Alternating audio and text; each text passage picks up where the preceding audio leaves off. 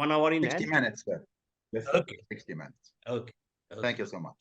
Thank you so much. Yeah. We started the webinar. We are waiting for our attendees to enter. They are in a separate room and they start to join, sir. So once you tell me, I will come. I will start. Once you start. Just 5 minutes, sir. Okay. And kindly allow me to share my presentation also once you start. Can we try? Can we make a trial, please, sir? Yes, sir. So I can share. Am I allowed to share it? Just to make a trial. Yes. Can you see it in full screen, sir? Yes. And is it moving? Yes, it's moving, sir. Yeah. Yeah, that's the worry. We will make the, sir, we will make the main concentration because, you know, the main idea of the webinar and the workshop is not commercial. So we will make our main concentration on the scientific part of the workshop, sir. Okay, so it will be mainly you are focused on the instrumentation, right, yes, sir? Instrument yes, workshop. Sir. Okay, Thank I will so finish much. this within 10 minutes. Thank you so much, sir. Thank you so much, sir. I will go through it very quickly. Thank you, sir. دكتور مايكل بدأنا نفتح للزملاء. Yes, look. Yes. يا ريت بقى نخلي يعني الكل برضو ميوتد بحيث يعني ما يبقاش فيه اي حاجه على او اي صوت يلغوش على السبيكر في ساعتها يعني. Sure.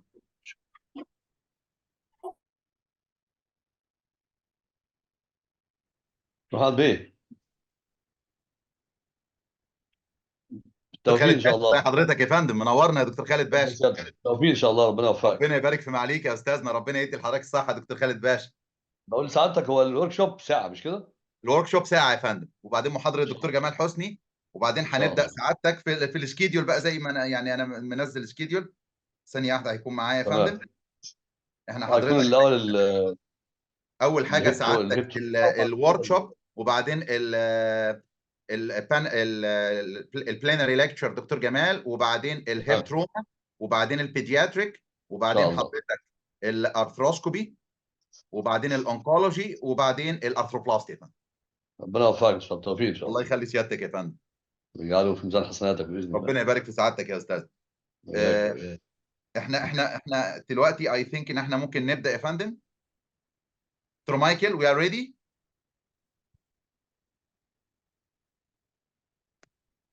دكتور مينا. Yes, Dr. Ready. Ready? Can I start, sir? Yes, sir. I'll introduce you, sir. Bismillah ar-Rahman ar-Rahim. It's a great honor for me to announce for the beginning of this mega webinar, the International HEP webinar, with more than 70 speakers from about 35 countries and more than 2,000 attendees from 40 countries, 4 live workshops, one from India, Merrill Company, one from Egypt, one from UK, and one from Canada, and also a live surgery from India. It's a great honor for me to be the moderator of this webinar under the umbrella of the Egyptian Orthopedic Association. First, we will start with the workshop, live workshop from India, from Merrill Company. Thank you so much for joining us, sir, and thank you for support. Thank you so much, sir. Thank you, Professor and respected faculties and delegates over here, and for giving us the opportunity to Merrill to showcase the product as well as taking you through the instrumentation workshop. So so the flow will be, sir, I will take around 8 to 10 minutes to finish up this presentation, and thereafter around 45 minutes we will take for the product demonstration. And if you have any questions, you can jot it down or you can raise your hand and we'll do it. We'll answer to it. Thank you. Shall sir. I start, sir? Thank yes, you so much. Sir. Please, sir. Okay. So on behalf of Merrill, thank you all. I am beginning my product presentation. So Merrill has a product portfolio of Ansemin which is fully coated with hydroxyapatite. And we have an Ansemin shell as well, which is titanium alloy, 46 vanadium. We have a semi-stem made of high nitrogen work stainless steel LVM alloy. We have the bipolars as well as the semi-net cups as well. I will take you very quickly through this all these products. So to start with the Ansemin femoral stem, as you can see, this is a based on the proven philosophy, which has got a clinical success rate of around 40 years over a largest sample in the world. It is a fully coated hydroxyapatite. We have a circular tapered neck geometry, which is 12 by 14. We have a very low profile lateral shoulder design, which help you to put in the implant smoothly. And we have a metaphyseal flare on the lateral side, which will ensure maximum fixation, and which will also help to transfer the shear stress into compressive load to the proximal femur, because that will allow the precise fixation in the metaphyseal area. We have some horizontal grooves and vertical grooves which ensure rotational stability, and there is a stepped geometry on the proximal metaphyseal area, which again allows to convert the shear stress into compressive load to the proximal femur. So the fixation is will be very, very precise, and the load will be transferred to the proximal bone, and very, very minimum chances of bone loss over there. We have the stem is made of forged titanium alloy, titanium 6, aluminum 4, vanadium, as you know. The distal profile is very, very thin and very reduced, because to reduce the thigh pain. We have 135-degree standard lateralized as well as 125-degree. And the coating is actually branded as Osprovit, which is our trade name, which is patented on our. We have a double tapered trapezoidal geometry again to convert the shear stress into proximal loading. As I said, the step geometry allows again to provide the rotational stability as well as convert the stress into compressive load. We have a 12 by 14 taper neck, and the surface roughness of the coating is more than 30 microns, and the coating thickness is 55 micron. Coating adhesion strength, which it will require more than 15 megapascal of forces to take the coating out, and crystallinity is around more than 60%, which allows precise secondary biological fixation after the surgery. And within 4 to 5 weeks, you can see the trapezoidal. There'll be a bone formation around the stem within the 4th week after the surgery. We have got around 11 stems from 0 to 10. The 0 stem is only for the people who are below 60 kilos of weight. Other than that, and we have the offsets, which starts from 38 and it goes up to 52.5 as per the sizes. Regarding the acetabular cup, again, it's a hemispherical cup design, which is 180-degree. And it has got again made of titanium 6L for vanadium. That's the patented titanium alloy mechanism, which is followed by all everywhere in the world. The surface roughness thickness of the titanium porous coating is 300 to 600 micron. The thickness of the roughness is much more in the peripheral area to allow fixation, peripheral fixation, which will restrict the cup to come out. The coating adhesion strength is more than 35 megapascal, which means that the coating it takes around more than 35 megapascal to take the coating peel off.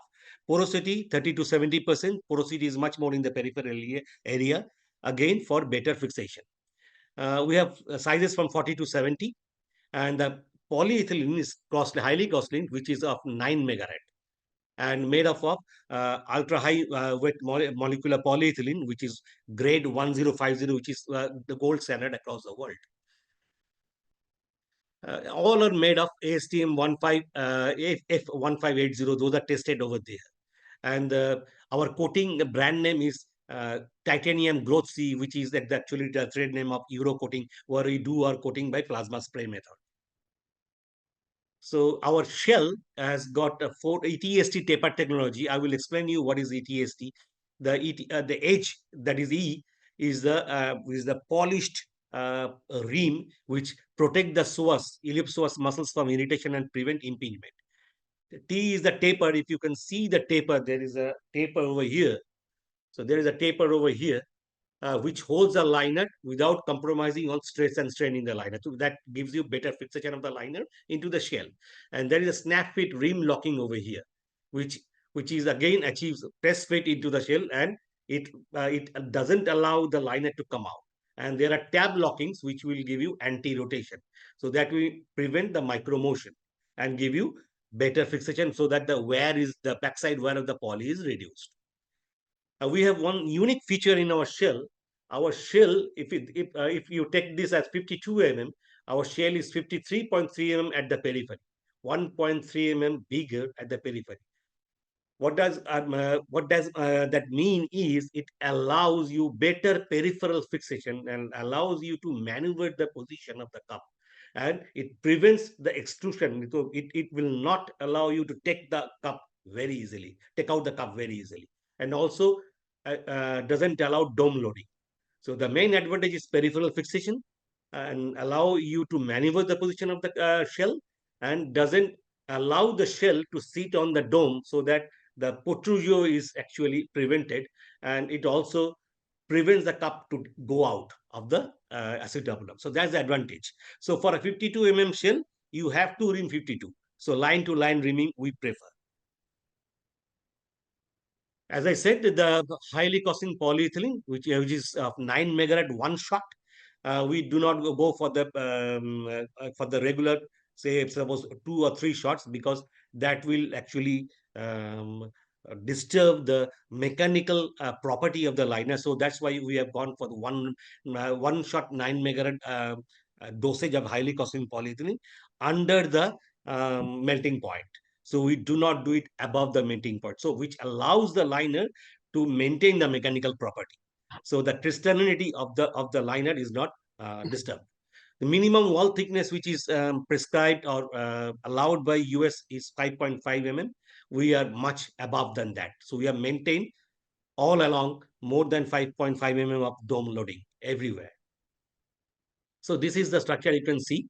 We have a shell from 40 to 70 mm, a liner, and you can see we have heads from 22 to 40.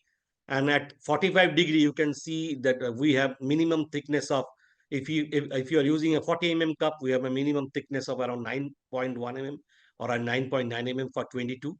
Or if you are using a 28 for the smallest cup, you still have a 6.1 to 6.9 mm of poly thickness and the dome. So that will reduce the and that will give more stable polyethylene at the dome, and it will reduce the wear.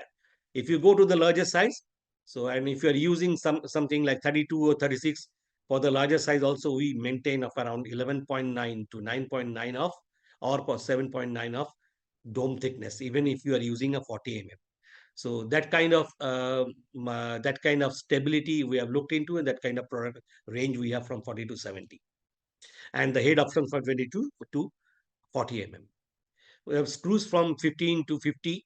So you can use anywhere with 6.5 mm cancellous screws, and there is a stop in the for the occluder, so you can close the apical hole. In the cemented portion, again we have taken the proven philosophy, which is a double tapered, highly polished stem. It is also a 12 by 14. It is a highly polished surface which reduces the friction between the bone and the metal interface, and which will allow the stem to absorb a subsidence of around up to 3 mm across its life. So if the stem is there in the body for around 35-40 years, it will allow subsidence up to around 3 mm and doesn't have any friction between the cement and the metal interface, because of the highly polished surface. And there are 9 sizes from narrow, we have 4, and the standard size we have 5. We have very reduced distal profile for easy insertion.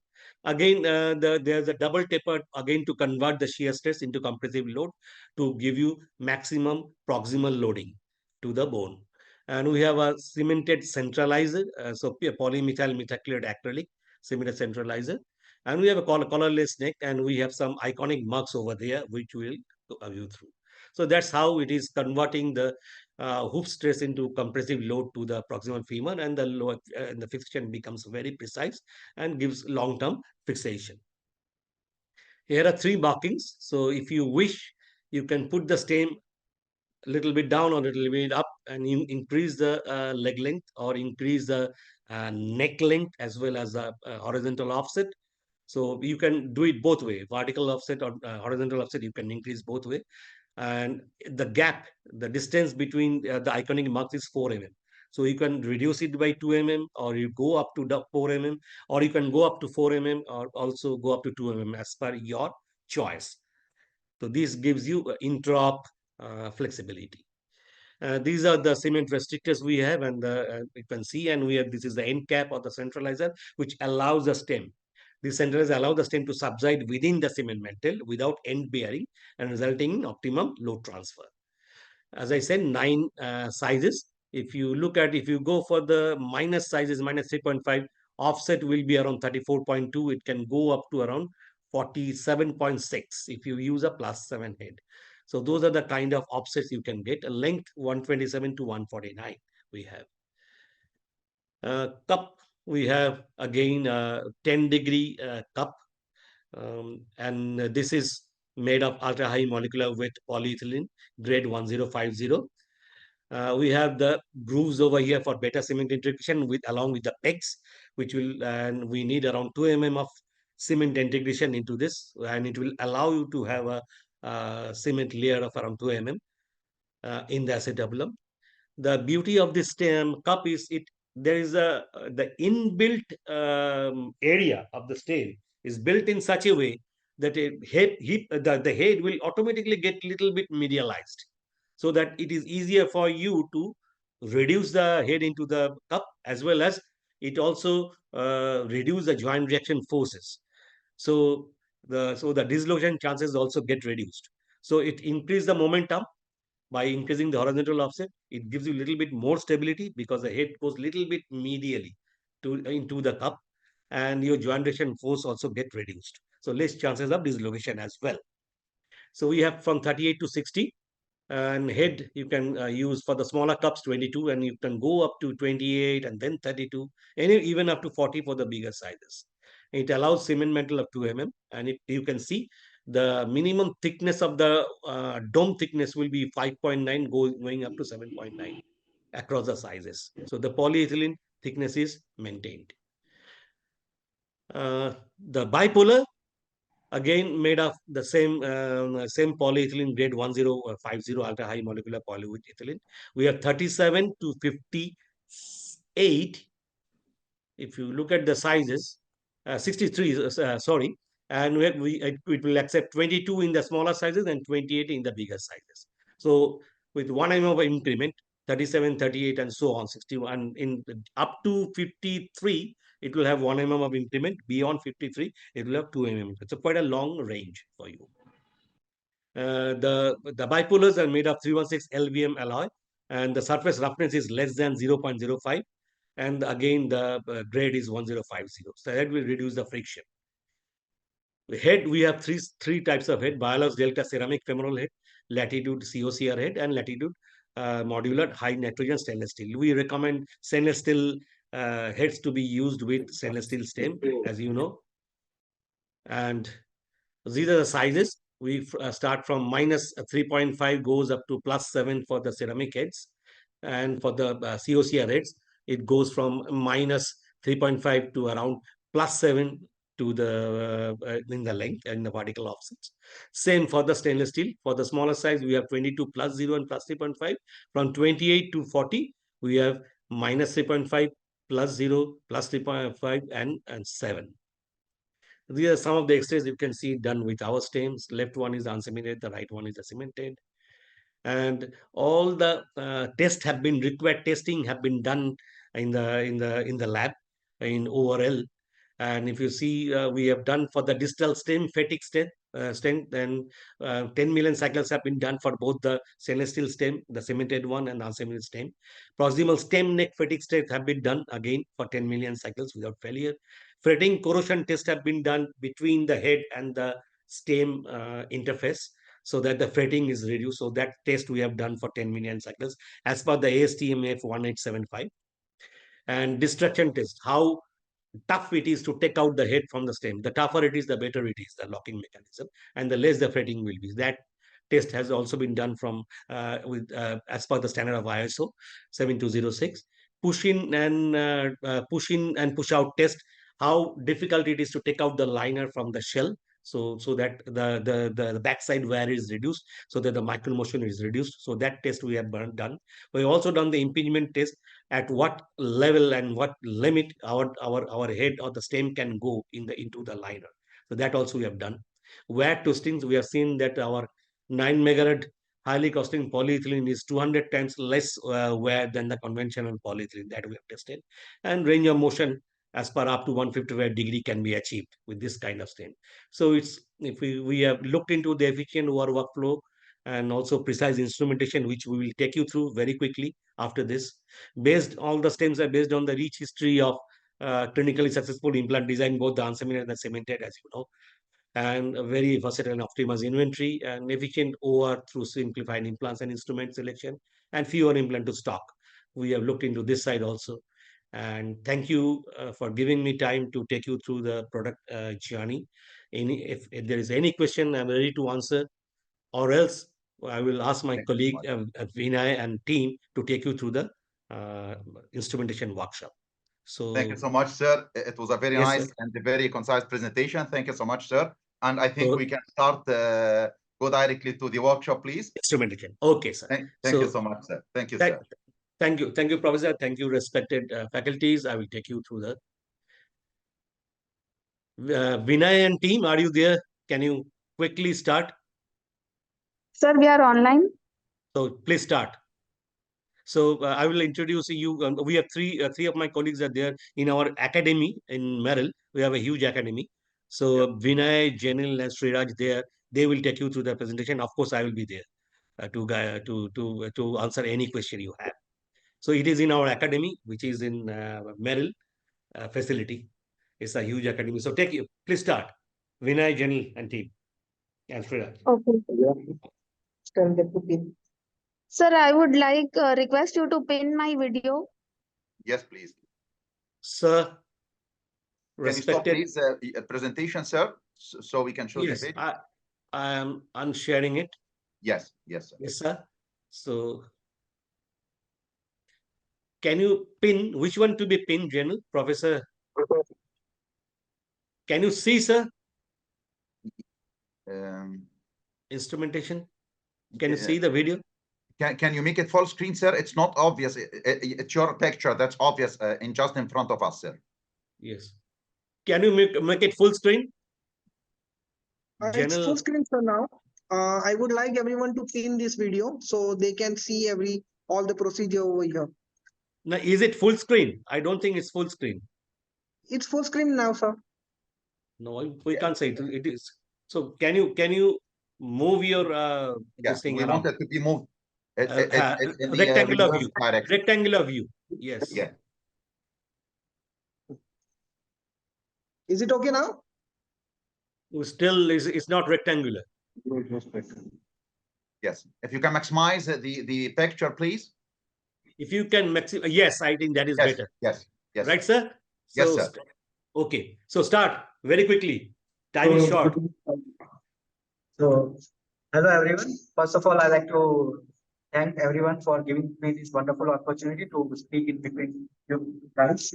So, respected dignitaries, I am so much happy and excited to represent Merrill and talk about our hip instruments. So, if you see, we have altogether 7 trays here.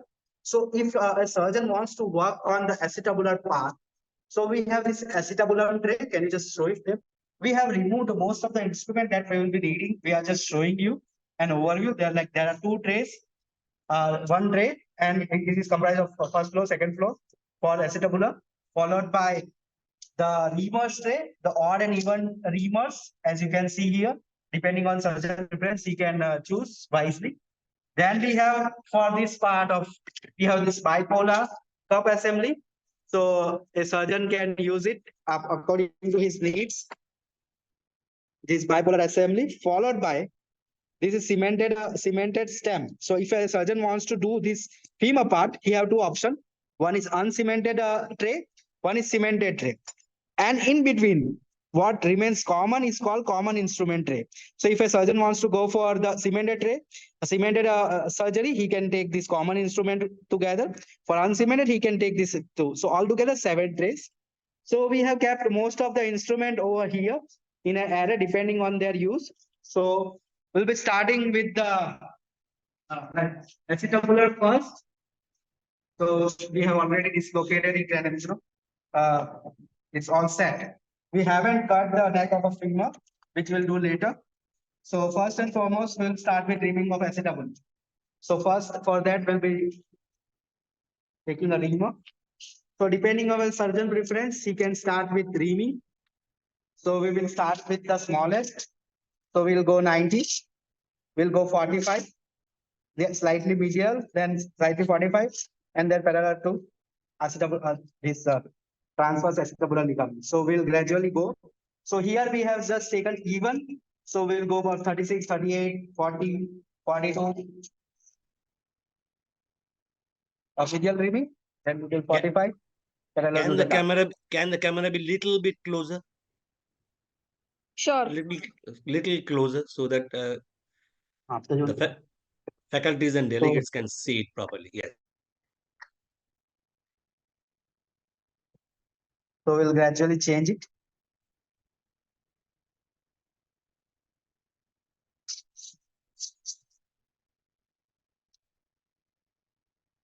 So this is size 50, size. So this size 50, followed by this we'll go with the size 50.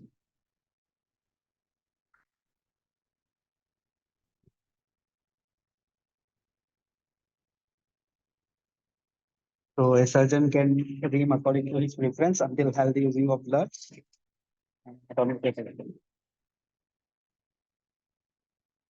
So our last reamer size was size 52. So with our negative hip system, we have line to line reaming.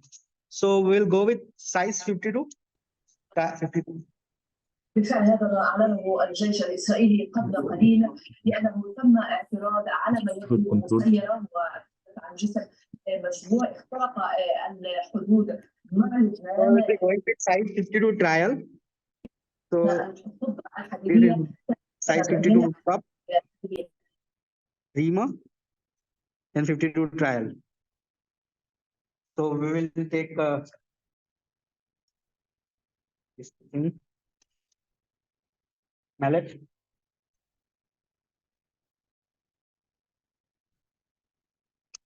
This will remove this.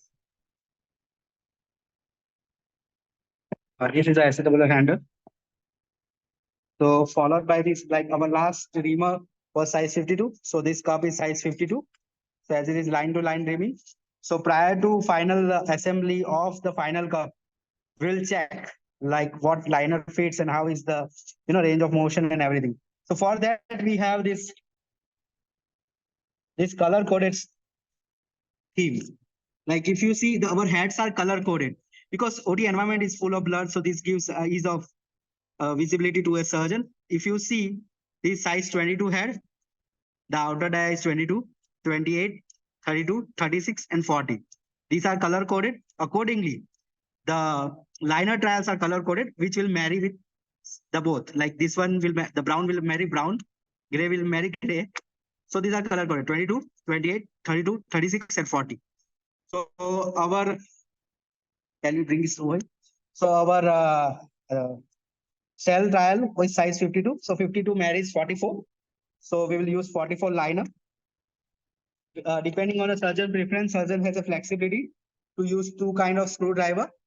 So one is a normal hexagonal screwdriver, the other is a ball and socket screwdriver, which is having a excellent range of motion, which you can use. So we'll fix it up. Then we will take the line. So give me some. Yeah, we'll take universal hand.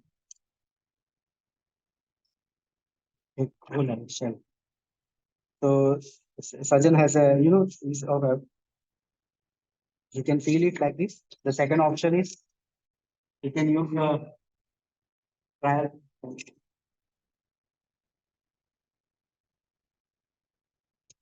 Yeah.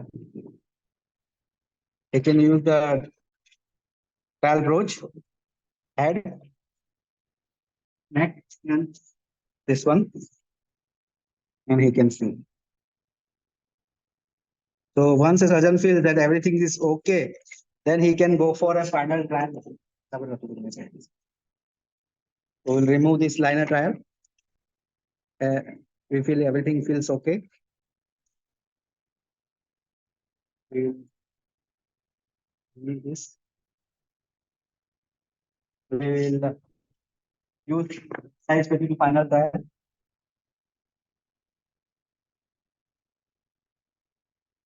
So if you see in between Remus 52. If you see here, the difference in between these two is 1.3 mm difference At the periphery. at the periphery. So at the equator, it gives excellent fit.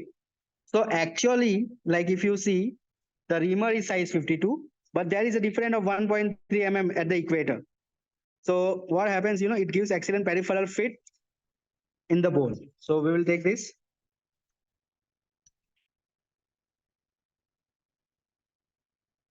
And let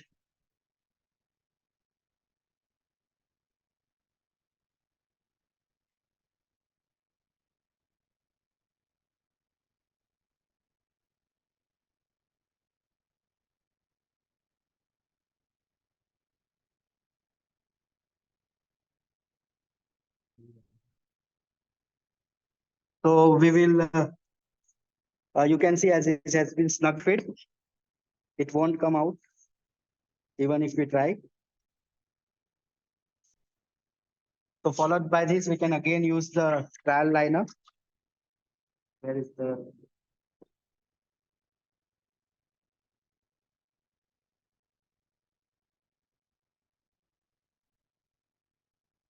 Show one screw. yeah? If you have the screws. So this is just for looking. Surgeon also have a flexibility to use the screws. So as you can see, there are 3 screw options. So we will go with drill. So before like putting up a screw, we'll use a drill bit. So there are 2 options: 3.8 and 4.5 mm drill bit. So to get accordingly, we have these 2 kind of these drill sleeves, 3.8 and 4.5.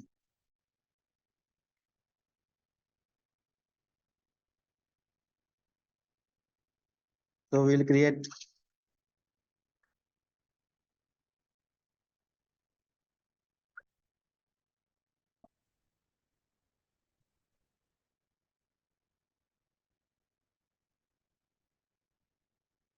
so after this, surgeon has a flexibility to use the depth gauge to check the what size of screw he needs to put. Once he's done with this, he has again a flexibility of using the screw holding forceps to hold the screws so that it doesn't get unseried. And again, to put the screws, he has again 2 options. This is ball and socket joint screwdriver and hexagonal screwdriver. So we will put this assembly liner. Then you can see it's okay. So we are done. Kalyan sir, if any. So now you do the unsegmented stem. Yes.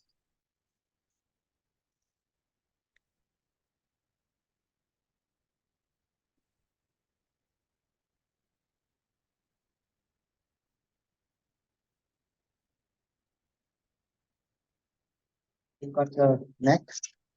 So for that, we have neck resection guide so that I can show it.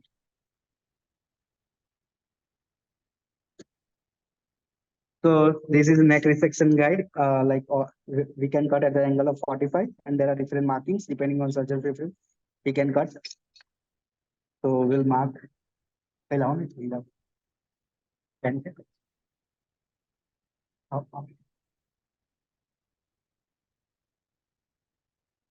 So we'll do a marking.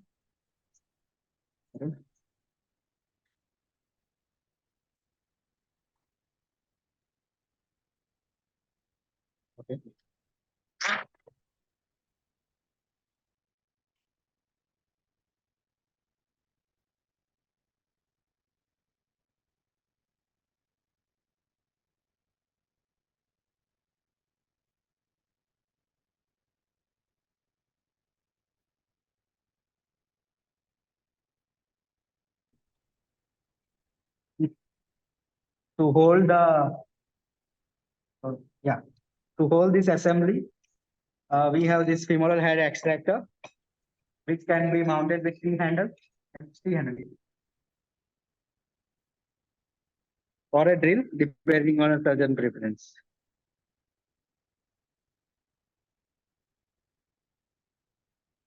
So once a surgeon is done with this, then he can start preparing medial section of the bones. So we have two sizes here, the small and large. So depending on the surgeon preference, he can go for the same. So there are two osteotomes, large and the small. Generally, can you go a little bit Yes. closer to the? You have to go a little bit closer. Yes.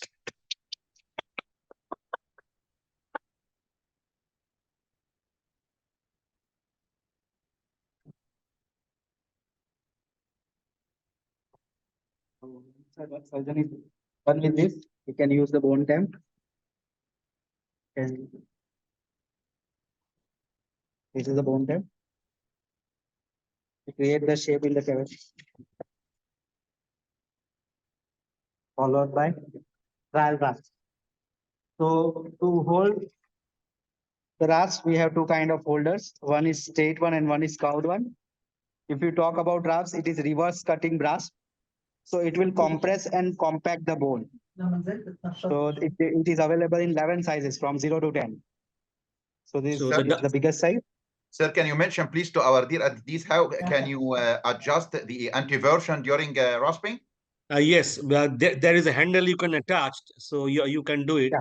And And there is a down cutting reverse. The broach is a down cutting reverse broach, which will help you to compact the cancellous bone into the canal. It will not take out. So there's a difference. Yes, Vinay. Yeah. Sir, have I been able to answer your query? No, I'm just mentioning it to our dear attendees, sir. Okay, okay, okay.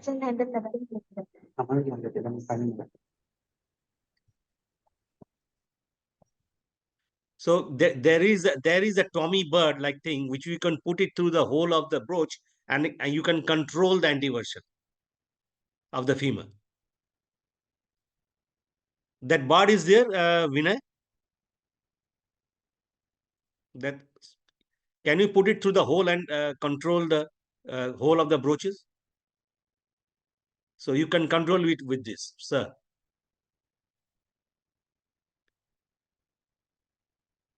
Is it the question you asked, sir? Yes, sir. I'm asking about the anti-version just to mention to our dear attendees. Can you make it Okay. full screen, sir? Because the picture is not obvious on the full screen. Yes, yes. Please, sir. Thank you so much. Okay, okay. Thank you so much, sir.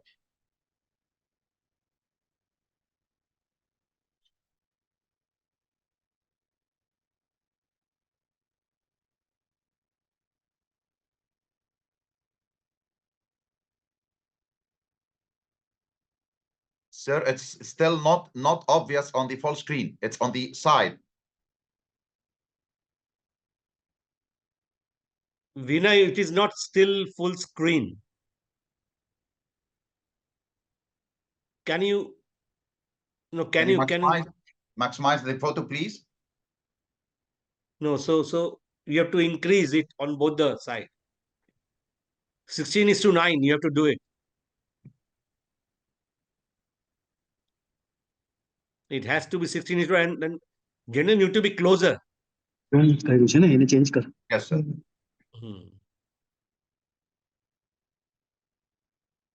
Your fingers are coming. No. Again, no. It's not a full view now. It's not Go full back. view. Go back to the previous view.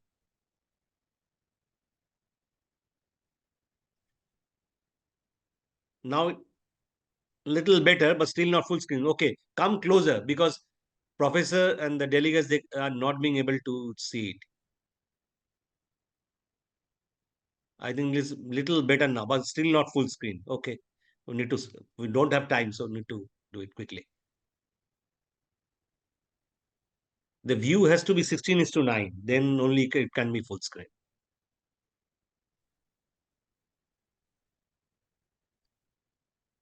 So it is a 2 tap down and one tap back.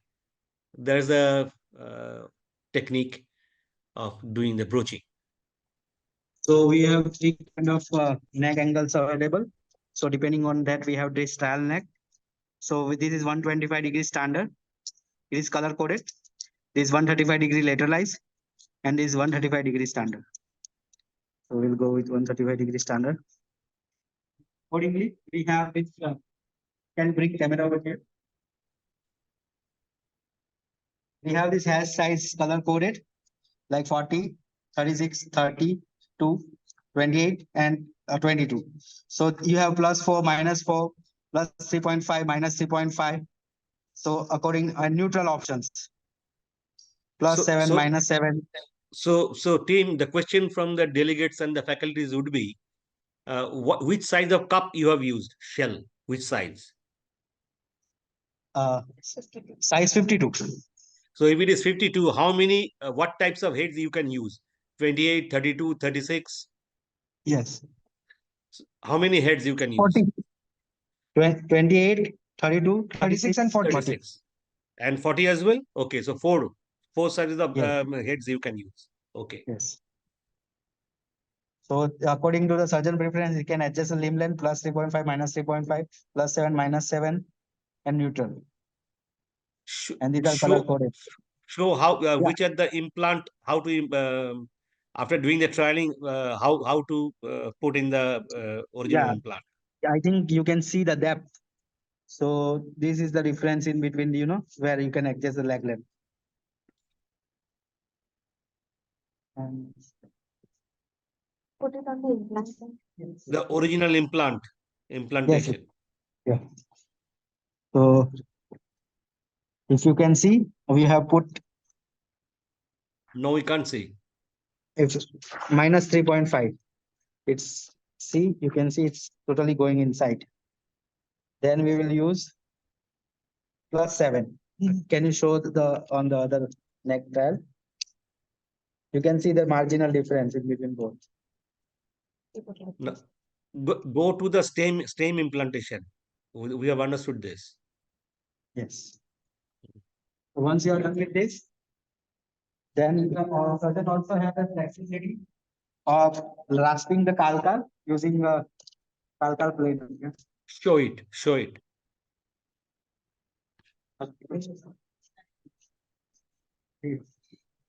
So this is a calcar planer. The surgeon can use the power tool or free handle depending on the use of power tool.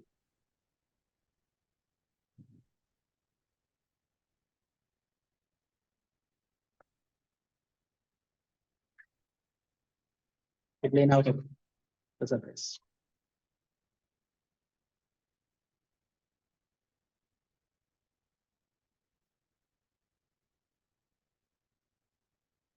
We have chosen -3.5. And this is the assembly in a nutshell. Okay, Vinay, Yeah. can you show them how to put in the original stem with the Tommy bar and other? Okay, Yeah, after over here. this. So the question regarding, putting the anti-version handle. So if you see there is a threading here in this final implant holder.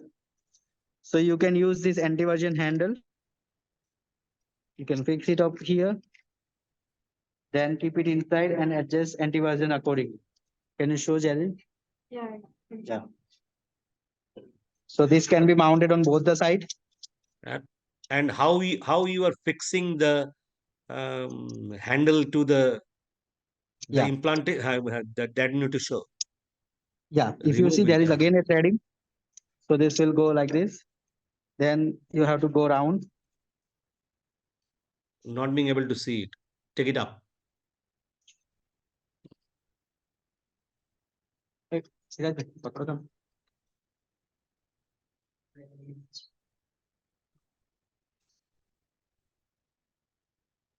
it has fixed. Just so this is how you can put it inside and rasping to be done until you can toggle the length. Okay, so now you show the cemented stem preparation. Yeah. Can you just remove this one? Siraj, can you please remove? Remove it. Remove this brooch and start with the IM initiator or everything, right? Reamer. Yes. Okay, yes.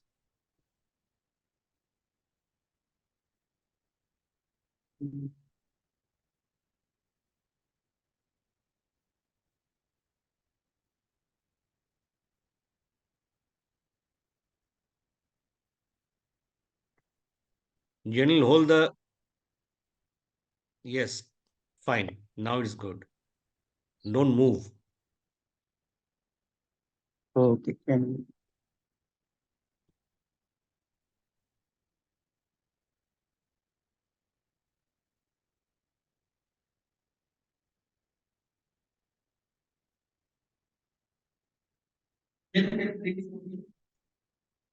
So in cemented, we have different kind of broach that is called diamond cutting broach.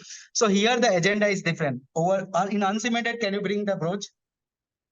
Friend, can you bring the broach? In uncemented, the agenda was to compress and compact the bone so that there is excellent biological fixation and primary fixation. Here, like we have to create a space for cement mantle. So this is the diamond cutting broaches. So it will remove the bone. So we have like altogether 9 stems, nine trials for standard and narrow stem. So 5 sides in standard and 4 sides in narrow stem. And accordingly the raspes. So we'll go with size 0. So we can again use the same rasp handle. Can you give me the straight ones? The show no, but start with the IM initiator and Okay, the reamer, okay. long reamer, then go to the broach. So Yeah. use all the instruments we have.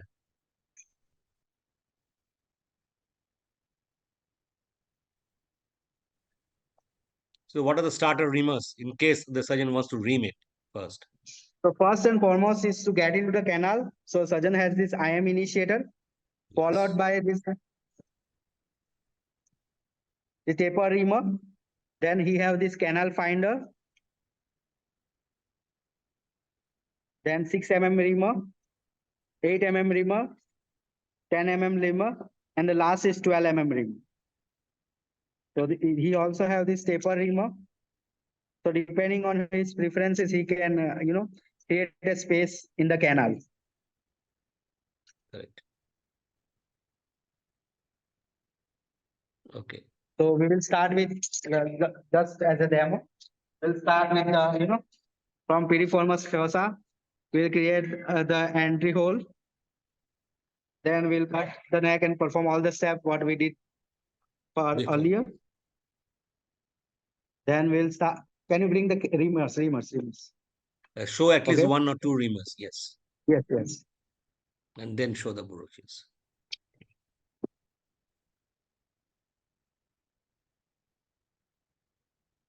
So we'll start with the starter reamer. This is size 6 mm. So this will create a space, followed by 8 mm. So the narrow reamers are for the narrow femurs. 8 If the mm. surgeon wants, they can start straight away go up to from 10. 10 also. mm.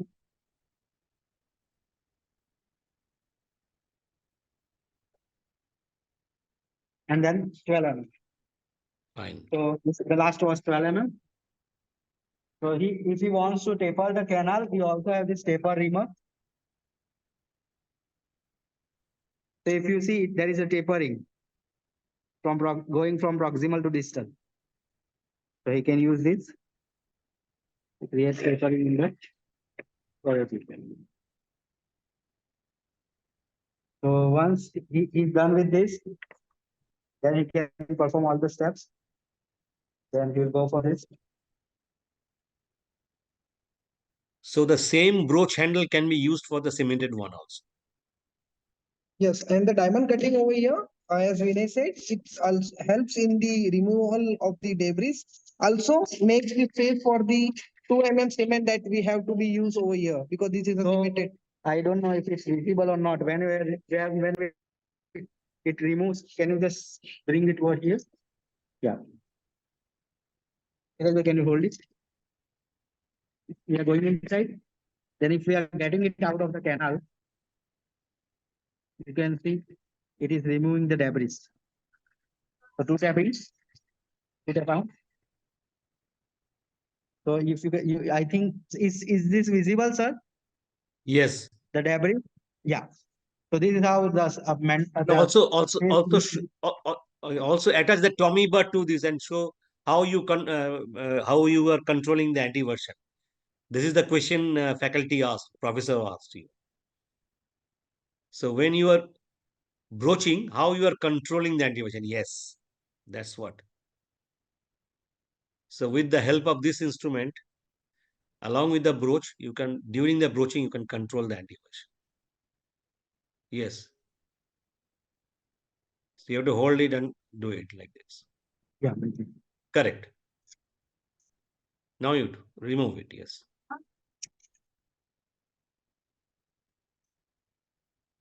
So now we will go to a bipolar. Sir, can we move to bipolar? Yes. But show them the implantation. So the original implantation for the cemented. Those instruments you need to show, right? You have done the reaming and broaching on.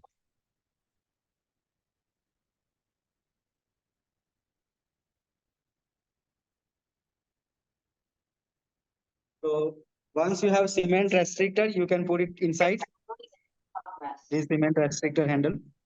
Yes. And there are also markings accordingly. You can go inside. Then if you see the cemented assembly or cemented stem handle is quite different. So you can move it medial lateral. Siraj, can you just come out here? And put the Tommy bar for. You can go medial lateral depending on your preferences. So we'll go here. Target it.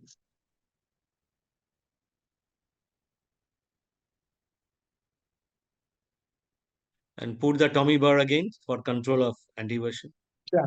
Again, we are going to use the anti-version over here.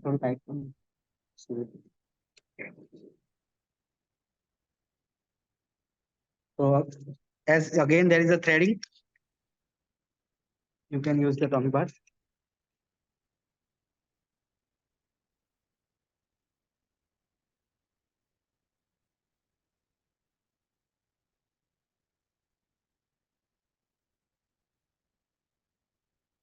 And you can adjust the anti-version. Like if you want to keep it more anti-verted, you can use this one. Okay, fine. Now show the bipolar.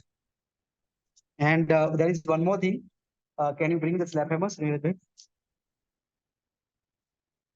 Yeah. If a surgeon wants, he can mount this slap hammer on this assembly. Can you hold it?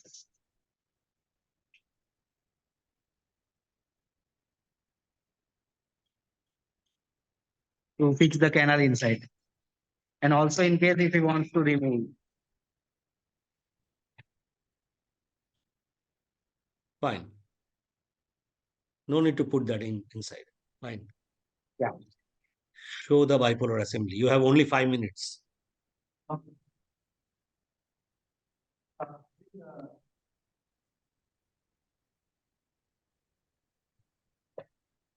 So like once a surgeon cut the neck of, bring the cut neck. Head. Yeah. So once a surgeon cut the head, so here he can go for sizing of the head or bipolar assembly. So we have these two kind of templates, small and large. So we'll go with the large one. So 50 is not, so it is around 51. It's 51. So there is two ways to finalize it. One is using the template. Second, he can use the acetabular itself. He can use Show this it. one. Show it with the handle. Handle. We'll go with 51. 51 हो गया बस Yeah, it's 51. So this fits snugly. And if he wants to lower it, he can lower to 52.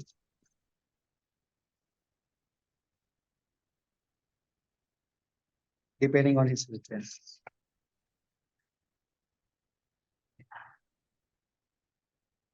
So two ways to once he's confirm the done- head. Okay.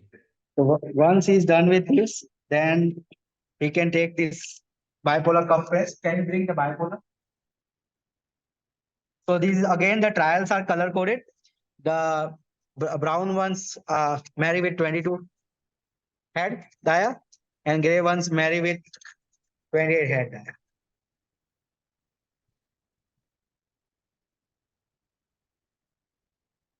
Video is not, the camera is not. Yeah. So you can put the bipolar block here. And the head here.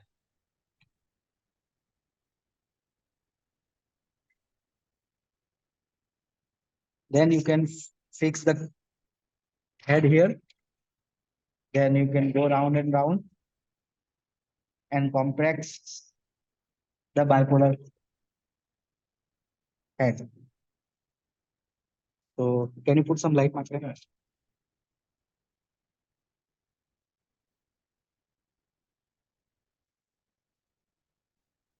So this how. So you can go round and round until there is a sound of air, tuck, and it will get locked. And once it's locked, it won't stop. So you move it around till there is a click sound. Once the click sound is there, you hear the click sound. That means the head has gone into the bipolar. So like this. Yeah. So once there is click sound, it will get locked like this, and it won't come out. And then you put it into the onto the stem. Yes. Stem.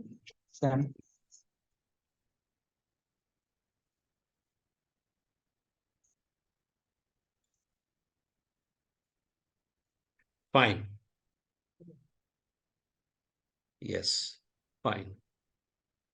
I think that is the end, right, Vinay? Yes. Yes, sir.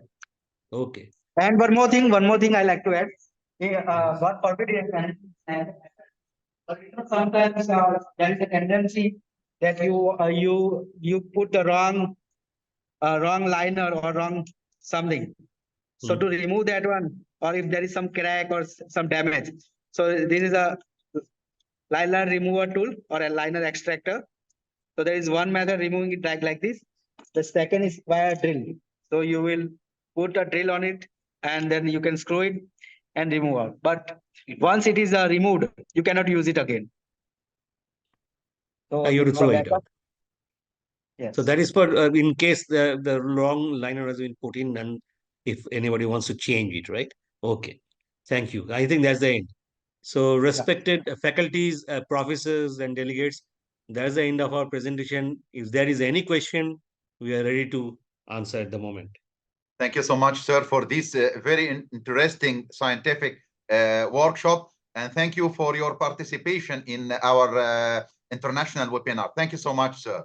Okay, it was a pleasure, sir. We are grateful so and much. honored to And be many present. thanks to all Merrill company team, Dr. Yusuf, Mr. Mahmoud, Dr. Walid. And thank you so much, sir, for your participation. Thank you, sir. Thank you Again, very I would much. like to thank our dear Indian colleagues for making a very big scientific participation with us. Was more than 19 speakers. It will be on the next Friday from all over India. Many thanks to all of them. Thank you, sir.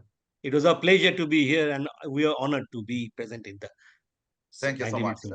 Thank you, and hoping you, wishing you all the best. Thank you so much, Thank sir. you, sir. Thank you, sir. Have a good day and great symposium ahead. Thank you, sir. Great And symposium. دلوقتي now we come to the official opening of our webinar. Dr. Hisham, you are with us. إن شاء الله أهلا وسهلا. تفضل يا فندم.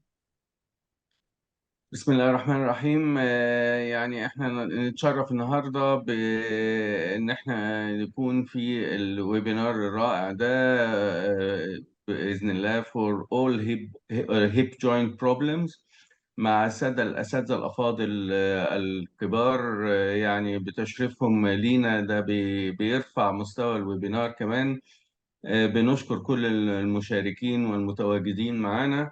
نشكر طبعا اللجنة المنظمة وعلى رأسها الأستاذ الدكتور محمد جمال الأشهب عميد كلية الطب جامعة بنها على المجهود الرائع المتواصل اللي بيبذله تحت يعني مظلة جمعية جراحة العظام المصرية وكل أعضائها، وطبعا على رأسها السيد الأستاذ الدكتور أحمد خليف أستاذ جراحة العظام في طب القاهرة.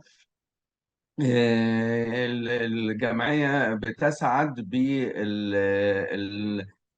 كل النشاطات العلمية المتوفرة وسواء أونلاين أو فيزيكال، يعني دي كلها مجهود كبير جدا. الجمعية بتحب إن هي ده دور أساسي للجمعية إن هي تقوم بيه، وإن هي دايما تكون مشاركة ومتواجدة في كل المحافل العلمية.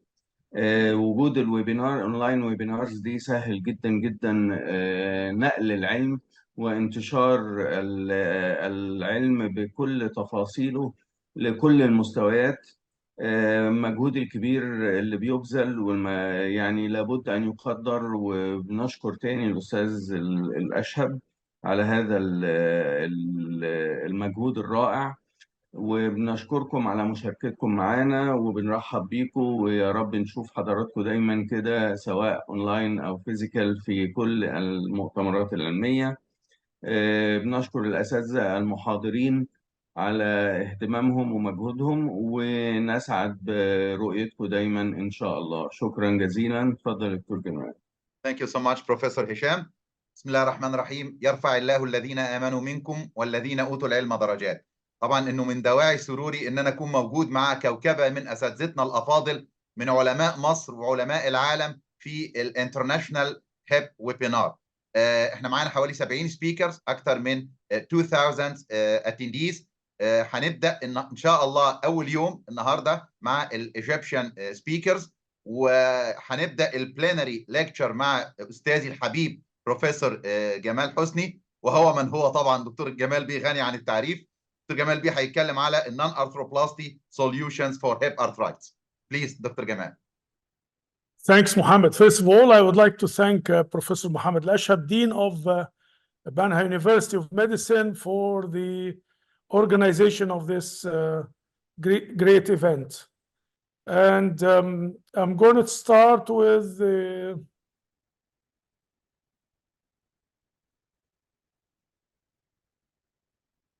non-arthroplasty solutions. You know, with this webinar, we have many arthroplasty surgeons. I don't do arthroplasty. Fortunately or unfortunately, I don't know. But if we talk about non-arthroplasty solution, it's actually swimming against the current. Yes, because everybody else will talk about arthroplasty solutions. There is no doubt. Hip replacement is the commonly performed procedure and one of the most successful orthopedic procedures in clinical practice. And if you think about the epidemiology, it's going to be more. So from 2014 to 2030, the number of cases will be expected will be from 43 to 70% increase. But you have a corresponding increase of the revisions. So take care. If we talk about the young age, arthroplasty in the young age and outcome, poorer outcome, you cannot compare arthroplasty in the young age with arthroplasty in the old age. And if you think about the literature, it's very difficult to judge, because in the young age, you can use many different types of cups, different types of stems, different patients. So usually the literature is not in favor of hip arthroplasty in the young patients. And I'm going to give you an example. This is 38-year-old female. She's a hard worker. She has bilateral subluxed hip and arthritis. But she has severe pain on the left side only the left side. She has no pain on the right side. This patient, 26 years old female, she's a farmer. She want to squat. And she had severe osteoarthritis of the hip, severe pain. She also had a deformity. She has varus, internal rotation, and shortening. You see the severe shortening. And pelvic obliquity, of course. Again, 15 years old female with arthritis, pain, hip subluxation. She has many previous operations, 5 previous operations. Another example with the syndromes. This is Digvé-Melchior-Clausen syndrome. And you have arthritis on both sides and severe pain. Again, the patient is 23 years old. Again, 16 years old girl with severe pain on the left side. As you see here. 14 years old female with severe pain and arthritic left hip, also mild arthritis of the right hip. And also you have shortening, you have varus, you have internal rotation, you have a deformity. 15 years old boy with who the patient had safe surgical dislocation. This is funny to say safe on operation because I don't want, because I see many problems with the safe operations.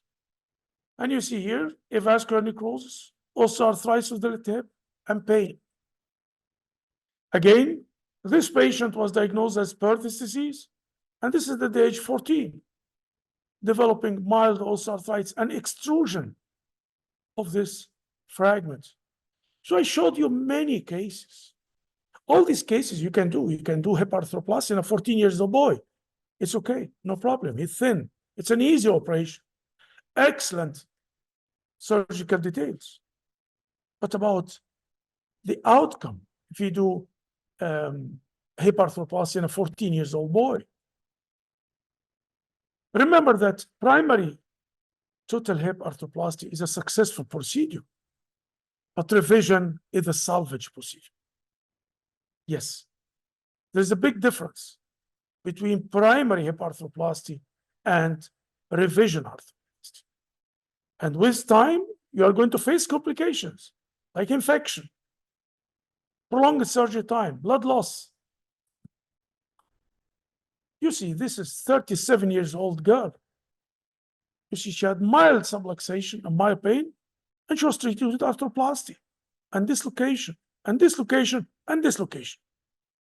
3 times dislocation. Again, hip arthroplasty in this young woman. You see this picture, multiple revisions, infection. Again, 34 years old male. Again, arthroplasty, another arthroplasty, dislocation, infection. We'll start with arthrodiastasis. The term arthrodiastasis is derived from the Greek word. Arthro means joint, dia through, and taxis to stretch out. And there are many indications like avascular necrosis, osteoarthritis, chondrolysis, neglected hip dislocation, and I will show an example. This is the first example of 38 years old female with severe pain on the left side. With this severe pain, usually we give the patient choice between arthroplasty and arthrodesis. And we send him the arthroplasty surgeon. Or the patient was sent by the arthroplasty surgeon to tell him that there is another option. And we talk to the patient about the arthrodiastasis, and we tell him we are not going to do any operative release. So if you fail, you can do arthroplasty. There is no harm. So in this case, we did arthrodiastasis, as you see. And this is the end picture after 2 years. The patient has no pain.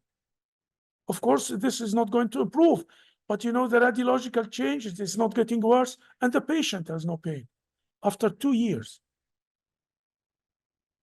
Again, with this patient, 14 years old boy, as you see, with this extrusion and also mild osteoarthritis.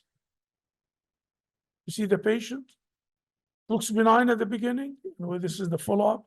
And this is after 3 years follow-up of the patient, he was treated conservative for Perthes disease with this extrusion.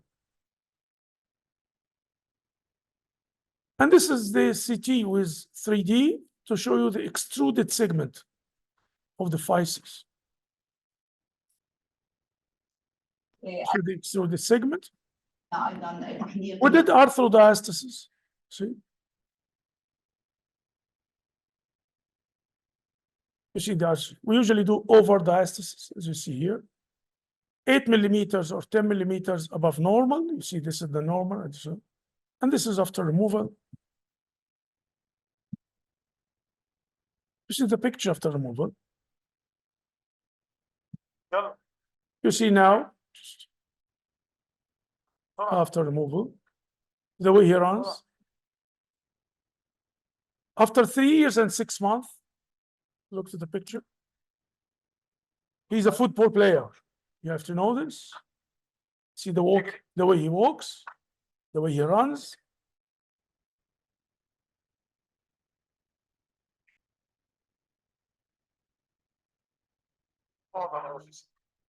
Squatting is very important in our culture. You see.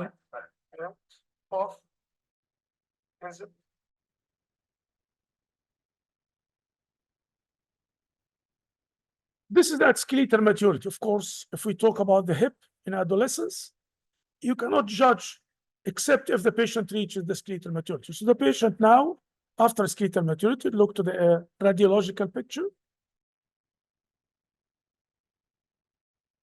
And you see the way he walks. He's a football player, remember? See the muscles. Again, squatting. See. Remember that this patient was offered arthroplasty 5 years ago. He came to me because everybody offered him hip arthroplasty. And they told him because of this extruded segment and pain, there was no other solution. So this is the arthrodesis. Arthrodesis also can be a preliminary step in cases of osteotomies. Because if you have stiffness of the hip, sometimes you cannot do an osteotomy. I looked at this picture, 19 years old girl, and this severe arthritis. We did arthrodiastasis and also osteotomy, both at the same time. So you can do osteotomy and arthrodiastasis, like this picture. The principles of osteotomy, you can do reconstructive osteotomy or salvage osteotomy. You can do femoral osteotomy or pelvic osteotomy. The femoral osteotomy to correct the proximal femoral abnormalities and vice versa, like this patient. This patient, you see, with ununited fracture neck femur. 23 years old, male, and he started to develop arthritis. We did valgus osteotomy. With the valgus osteotomy, we did medial displacement, like this one, to correct the mechanical axis. So we corrected the mechanical axis. You see the union?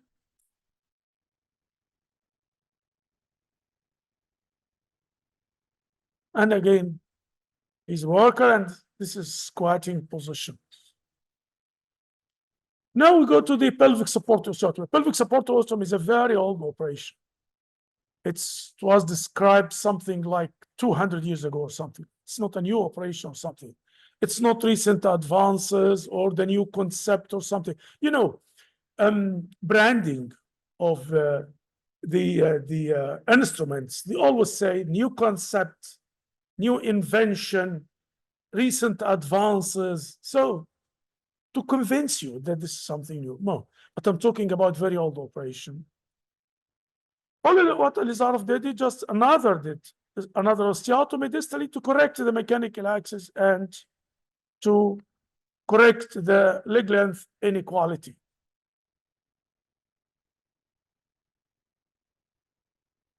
You see, if you do an osteotomy here and abduction, you do tension of the abductors. So you improve the Trendelenburg gait. At the same time, this is a new weight-bearing point. So we calculate from that point to that point, the mechanical axis. This angulation is very important because also cosmetically. In this case, especially with dislocated hip or subluxed hip, there's a lateral prominence, especially in the girls. So when you do the osteotomy and correct this, you are going to improve the shape of the hip. This combination of pelvic support and trochanteric lever action increases the effectiveness of the gluteal muscles enough to prevent the pelvis from rotating towards the side when unsupported, the opposite side when unsupported, while simultaneously pressing the proximal femur towards the pelvis. This is our experience. I will send you 3 papers at the end to show you if you want to read more about the pelvic support osteotomy. You see in this case, this is the first osteotomy, and this is the second one. All the patients for pelvic support osteotomy had to be seen by an arthroplasty surgeon to discuss advantages and disadvantages of the arthroplasty in the young age. Why? You cannot compare the literature of pelvic support by the literature of hip arthroplasty. If you think about hip arthroplasty, you have thousands of patients everywhere. But if you talk about pelvic support, you have few patients. Even some people have papers with 6 patients or 8 patients done by 8 surgeons for 10 years. So each surgeon is doing 1 patient every 10 years. And they talk about the experience. So, and this is the real problem. So for each patient, he has to see an arthroplasty surgeon, and we show him the other patients having the same procedures and their follow-up. The level of support. We have high support and low support. Unfortunately, with these patients, with a small number of patients, the people talk about the low support only, and they claim that the high support, they are going to have impingement. This is not true. No impingement. I didn't see impingement. And in the paper, there was no impingement. It was hypothetical fear. So this is high support, and this is low support. And this is high support. This patient with high support, you see this patient. And this is after 25 years follow-up. You see, she's squatting normally. She's doing abduction. No hinged abduction or something. Again, this patient with severe osteoarthritis, 26 years old, female.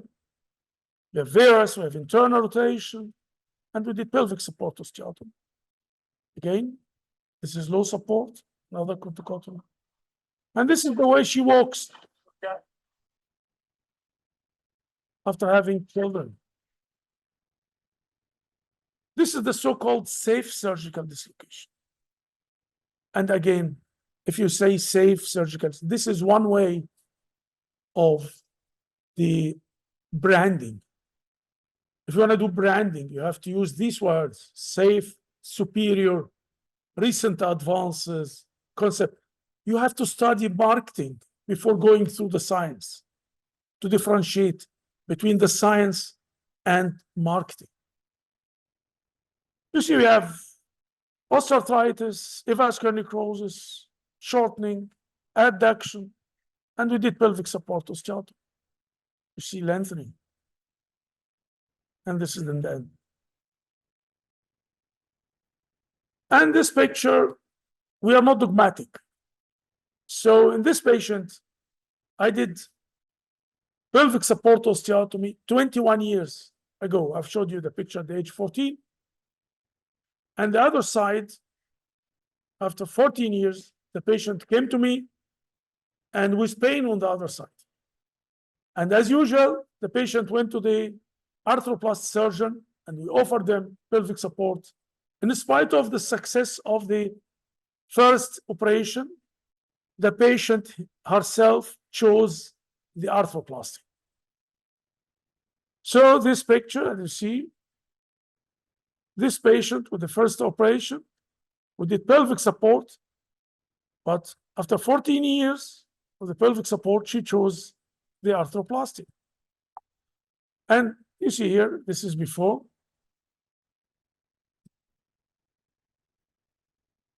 You see, this is in the frame, the lengthening, and this is the correction of the mechanical axis.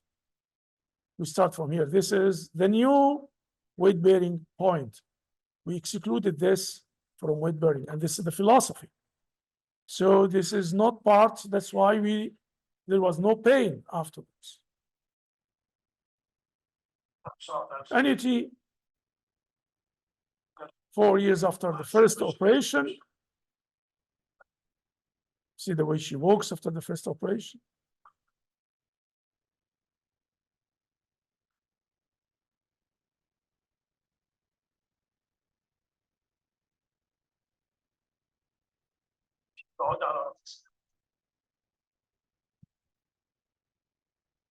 Then she had severe pain on the right side and did the pelvic support, did arthroplasty of the right side. At that age, 14, the family decided for the patient. But after 14 years old, she decided to have arthroplasty. Because this is the difference between the family decision and her decision. You see here. In abduction, you see the abduction on both sides. You have to compare the abduction on both sides.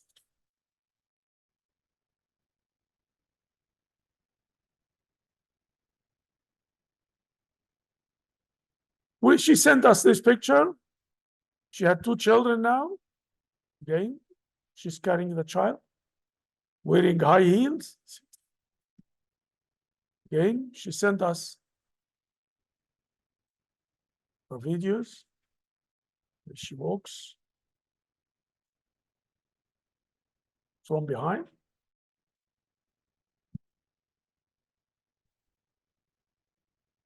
In conclusion, the early and mid-term results of Elizarov modification of pelvic support osteotomy are encouraging. Pain relief or improvement is expected. However, the possibility of deterioration with time, unpredictability of improvement of Trendelenburg gait should not be excluded. You have to remember that. Some people think we do pelvic support osteotomy to postpone hip arthroplasty. This is not true. None of the patients required arthroplasty during the fall. Some patients required another pelvic support. When you do pelvic support on the young age, 10, 9 years old, with remodeling, perhaps you need another support. But none of the patients required arthroplasty. We don't do it to postpone the need for hip arthroplasty. But arthrodiastasis, you can do it to postpone the need for hip arthroplasty. In some parts of the world where the population is very young, you know that we have very young population in our area, in India too.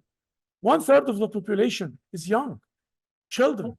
Also in India, it's the same. In other countries with this huge population, children population, there must be another solution rather than just hip arthroplasty.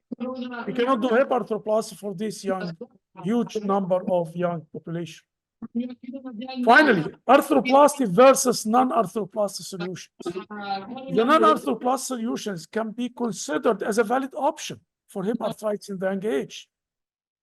However, this option has to be, other options has to be offered to the patients and their families. These are my publications. If you are interested to read about the arthroplasty solution, this is about pelvic support osteotomy. These 3 publications, if you are interested, one of them in the Bone and Joint and one in the Trauma Journal of Orthopedics and Traumatology. Also, there are 4 papers about hip arthrodiastasis, if you are interested. Finally, we have 2 solutions, the turtle and the rabbit, but I prefer the turtle. Thank you. Thank you so much, Professor Gamal, for this very interesting presentation. We have 5 minutes. We can allow questions before we move to the next speaker. I have 2 questions for you, Professor Gamal, please. Yes, Mohammed.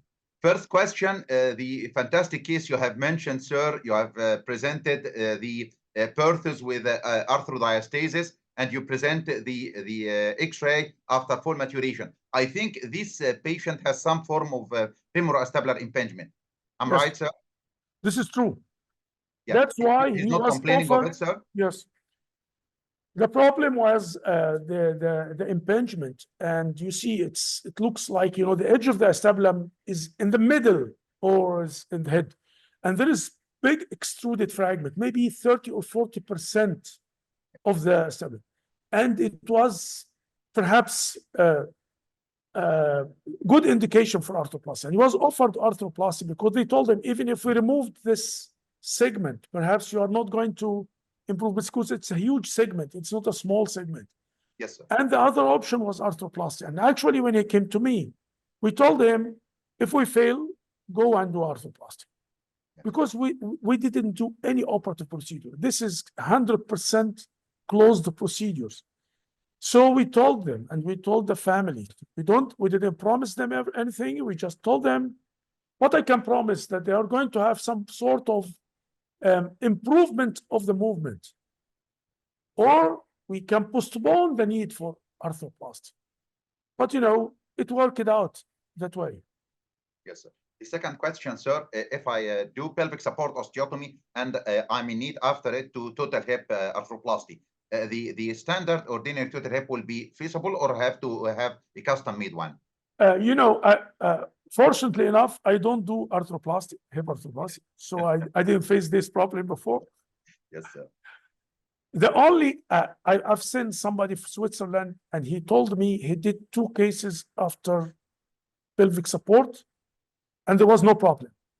He corrected the deformity and we did it. But in my patients, none of the patients needed hip arthroplasty, because we do pelvic support as a final operation, not because we do need an arthroplasty. Yes. Even, I didn't show it in the presentation. In some cases, you have, you know, you have to remove part of the head, because, you know, after displaced upper femoris or vascular necrosis, you have some part of the head which is, you know, touching the acetabulum and doing flexion. We remove this part, and again, we don't do arthroplasty, because we had another point of contact, not this area. It's medial. You have another point of contact. Yes, sir. Professor, But if I have a case, I will send it to you. Thank you, sir. السلام Professor عليكم Said ورحمة Ahmed, الله. you have a question, sir? السلام عليكم ورحمة الله وبركاته أستاذنا عليكم السلام العظيم. ورحمة الله وبركاته. سعيد. حضرتك ربنا يبارك فيك. For how long you keep the Elizarov frame for those patients, and when you decide to remove the frame, if there is like a time frame, or you depend on some radiological signs or something like that? Thank you, sir. There is no time frame. Each case has its own merit. What does it mean? In one of the cases, if you look to the support area, I have to displace the shaft medially, you know, more than 50%. And this patient will need more for union. Another patient, it's not included here, we have to do 14 centimeter lengthening. So if we do 14 centimeter lengthening, the patient has to stay in the frame for 14 months. Because, you know, each centimeter needs about 1 month in the frame. So each patient has, the patient has his own merit, and there's no time frame, because for each case, you have to keep the patient in the frame according to the situation. Take care that if you have lengthening, we have cases, it's not written in the literature, we have cases of fracture, refracture of the osteotomy site or the pelvic support site. So now, before removal of the frame, the final stage, we remove the rods, all of the rods in the upper part and the lower part. And for 10 days, we ask the patient to walk without the rods in the morning. Then before going to sleep, he put the rods himself. So of this part, it looks radiologically okay. But if there is a fissure occurred, we tighten, we put the rods again, and we keep the patient for 1 month, then we remove it again. So this is a final exam. We call it the clinical test for the osteotomy site and the lengthening site. Yes, sir. we can allow just one question before we go to the next speaker, sir. We have a question to you, sir, from Dr. Muhammad Osman. He's asking how would we line the mechanical axis in the deformed head to plan for pelvic support osteotomy, and what's the specific program for knee to avoid stiffness after pelvic support osteotomy, sir? Very good questions. A difficult question. Depends upon what are you going to do. Are you going to do a high support or low support? High support, you are going to use the acetabulum as a support area. Low support, you are going to be subacetabulum at the ischial tuberosity. So in each situation, you have a new element of support. When you think about the mechanical axis, think about the upper femur. The upper femur now is the point up there, which has to coincide with the center of the knee, regardless of what's going on in between, because you have to do varus of the lower femur. Usually when you do support, pelvic support, at the end of the operation, you're going to have valgus deformity, which was usually, you know, it's an old operation. The old operation was in DDH, neglected DDH. You do valgus osteotomy, and the patient walks with a waddling gait. What Elizarov did is just another osteotomy distally to correct the mechanical axis, because you do varus osteotomy. You don't do it at the first of the operation. No, at the first, during the operative operation, you do the valgus osteotomy. During lengthening, you correct the mechanical axis. Yes. Dr. Muhammad Amar is asking, sir, what's the appropriate time for follow-up of arthrodiastasis and when we remove, and can we use it in AVN in young adults with sickle cell disease? Yes, we did it, but it was not the topic of this lecture, because you gave me the arthritis. But it's if we talk about avascular necrosis, whether in sickle cell disease or in other indications, like cases with, you know, patient with a fractured femur, an adolescent, he had a nail femur, and after nail femur, he had a vascular necrosis of the femoral head. All these cases, you can use arthrodiastasis. And usually we use them for about 4 months. 4 months is usually enough time for remodeling it. After removal for arthrodiastasis, you have to keep the patient, you know, with partial wood bearing for 2 months with hydrotherapy again. So don't do full wood bearing, because 4 months is not enough for the full remodeling. So you can use it, Mohammed. Yes, sir. We have last 2 questions, sir, from Dr. Saifuddin. He's asking if there are any limitations in the hip range of motion after pelvic support osteotomy. It's the opposite. It's the opposite. That means we start with a patient with limitation, and we increase the range of motion. Most of the cases, they have abduction problem, which is very difficult, especially in the, you know, the young girls when you want to marry or something like this. Even I showed you a case with osteoarthritis and internal rotation, severe varus. There was a hygiene problem. She cannot wash after the use, you know. So it's the opposite. We always expect to have better range of motion after pelvic support, especially in abduction. Yes, sir. The last question, sir. Can we do it using internal fixation? Yes, it is not. Some people use internal fixation, but remember, of course, you can use internal fixation. No problem. Of course, you can use it. But in my experience, you know, after I do perhaps about between 15 and 20 cases per year, the problem with my cases, because they stay in the frame for such a long time, I'm afraid that if you use the half pins or something, you can have pin track infection, which is potentially infected. This is one thing. Second thing, if you do your support, you do valgus osteotomy, and you do your planning, you did support, you did valgus for 40 degrees, okay? After the operation, you test. This is not enough. If you use the external fixator, I can increase the valgus gradually. And this is the real merit of the external fixation. I can change my mind after 2 months, after 3 months. Second thing, if I have delayed union of the osteotomy site, I can do compression using the external fixator. If I do internal fixation, I cannot change my mind. I cannot do anything else. And this is the real merit of the external fixation. Thank you so much, Professor Gamal, for Welcome. your time and for your sharing your experience with our dear attendees. And thank you very much for the invitation, Professor Mohammed. Thank you so much. Thank you so much, sir. Now we come to the hip trauma session, which is a very interesting session for all of us. Our first speaker will be our elegant professor, Professor Osama Farouk, Asyut University.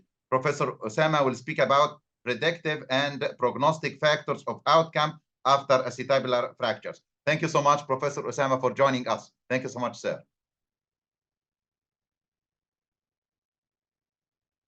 Thank you very much, Professor Mohammed Al-Ashhab, for inviting me to join you in this international hip webinar. I really enjoyed the lecture or the presentation of Professor Gamal Hosni. It included amazing cases, and all of us learned a lot from him. Now we move to the acetabular fractures and the predictive and prognostic factors of outcome after treating acetabular fractures.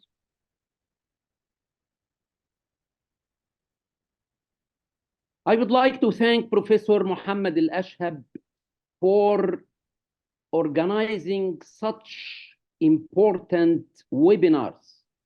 We had in the past the International Trauma webinar. We have today and on next Friday, the International Hip webinar.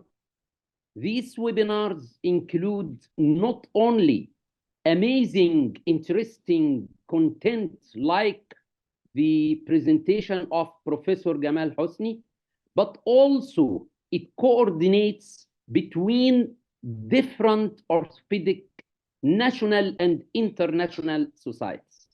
Thank you, Professor Mohammed Al-Ashhab. Thank you so much, sir. Now we raise the questions of this presentation. Can we predict the outcome in acetabular fractures? What are the outcome predictors? How do outcome predictors affect our decision making? Thanks to Letournel and Judet, they emphasized the importance of anatomical reduction of acetabular fracture, especially restoration of the roof of the acetabulum or the dome of the acetabulum, the weight-bearing area of the acetabulum. And they considered it one single factor appears paramount or very important to get good results in acetabular fracture. So we put in our basket the quality of reduction of the fracture as the first prognostic or predictor of outcome when we treat acetabular fracture. Do we have evidence to support this? Yes, we have hundreds of articles highlighting the importance of quality of reduction as the most important predictive factor of outcome. This is one of these articles that highlights the quality of reduction of fracture is the most important variable in forecasting the outcome for patients with acetabular fracture.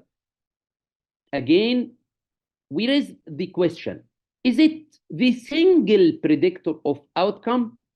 Let us go through the literature to see what are other predictives and other prognostic factors of outcome. This is a very important article published in the Journal of Bone and Joint Surgery, and they report the outcome of acetabular fracture fixation with 10 years follow-up. And the poor prognostic factors were increasing age, delay to surgery, the quality of reduction, and some fracture patterns. So we put in our basket the increasing age, the delay to surgery, and some fracture patterns. And we will go again through the literature to see such fracture patterns and such radiological criteria. We go to this article of Professor Ramesh Singh and his working group They reviewed 118 patients treated surgically for displaced acetabular fracture. And they came to the conclusion that the 4 prognostic factors were quality of reduction again, presence of associated other musculoskeletal injuries, initial fracture displacement of more than 20 millimeter, hip joint dislocation, and again delay in surgery more than 2 weeks. So we add to our basket of predictors the fracture displacement, hip joint dislocation, associated musculoskeletal injuries. So we have now many predictives of outcome. What about time to surgery? It was repeated in many articles. We go to this meta-analysis by Professor Peter Giannoudis and his working group. And they came to the conclusion that the time factor is very important in managing such acetabular fractures. And they recommended early patient transfer to tertiary care levels specialized in acetabular fracture, and not to delay the patient in transfer in order to get better quality of reduction of the fracture and improved outcome. Again, we have this very nice article raising the question about achieving anatomic acetabular fracture reduction, which is the goal of treatment in acetabular fracture. When is the best time to operate? And they came again to the conclusion that the interval from injury to operative fixation of acetabular fractures will affect reduction quality, and hence it will affect the final outcome of such patient. And they recommend performing open reduction and internal fixation as early as possible when the patient is optimized for surgery. So we have some recommendations about acetabular fractures. For complex associated fractures, we need to fix them in the first 5 days after trauma. For for simpler fractures, we can adequately manage them up to 2 weeks after injury, not more. And the outcome of all reconstructions beyond 3 weeks will be significantly affected, because the quality of reduction will be affected with time. What about fracture type and the outcome? We have this article again telling us about the outcome 10 years after treating acetabular fractures. And they showed that simple posterior column fractures and T-shaped fractures had a statistically significant negative impact on outcome. Combined posterior wall dislocation, combined posterior wall traumatic dislocation, and sciatic nerve palsy also report bad outcome. So we have the T-shaped fractures combined with a fracture of the posterior wall to represent the worst case scenario. So fracture types will affect the outcome as well. We have this article about the clinical and radiological predictors of outcome in acetabular fracture and concomitant posterior dislocation of the hip. And they came to the conclusion that factors significantly associated with the radiological score were the quality of reduction of the fracture, the time to relocation of the dislocation, and the damage to the femoral head. So we have other factors to be considered: time to relocation of the hip dislocation, and also associated femoral head lesions. This is a CT scan showing the associated femoral head injury with fracture dislocation of the hip with posterior wall trauma. So we have other radiological factors that should be considered, not only the femoral head injury, but also the acetabular impaction, the retained acetabular fragments inside the hip joint, and the number of incarcerated fragments. So we add again to our basket the radiological criteria, and on top comes damage to the femoral head or femoral head injury. Here we have again this nice article, a 30-year perspective on posterior wall fractures of the acetabulum. And they stated that the factors that are associated with unsatisfactory clinical results include greater delay, 12 hours in the time to reduction of an associated hip dislocation. This confirms the previous study. And age, more than 50 years old. The presence of intra-articular comminution, 3 or more separate fragments. The presence of marginal impaction. And lastly, the accuracy of surgical reduction as assessed on the post-op CT scan. In this article published by Professor Hans Christoph Pape and his working group about the predictors of poor outcome after both column acetabular fracture, a 30-year retrospective cohort study, they included 115 patients, and they came to the conclusion that anatomic reduction was associated with the best clinical outcome. Initial displacement more than 10 millimeter and intra-articular fragments in both column fractures were associated with worse outcome. So we have another issue, the traumatic damage to the articular cartilage. This may be reflected in the plain X-ray and CT scan as articular impactions, but we usually cannot assess how much of the articular cartilage have been damaged during trauma. So the presence of subchondral impaction, fracture comminution, intra-articular fracture fragments may reflect the magnitude of damage to the articular cartilage and hence the bad outcome. This is a study published in the Journal of Orthopedic Research trying to quantitatively measure the damage to subchondral bone and reflecting it on the initial damage of the articular cartilage. So we put in our basket of predictors the articular comminution, intra-articular fragments, articular impactions, and all reflect the magnitude of cartilage damage. Do we have other predictors of outcome?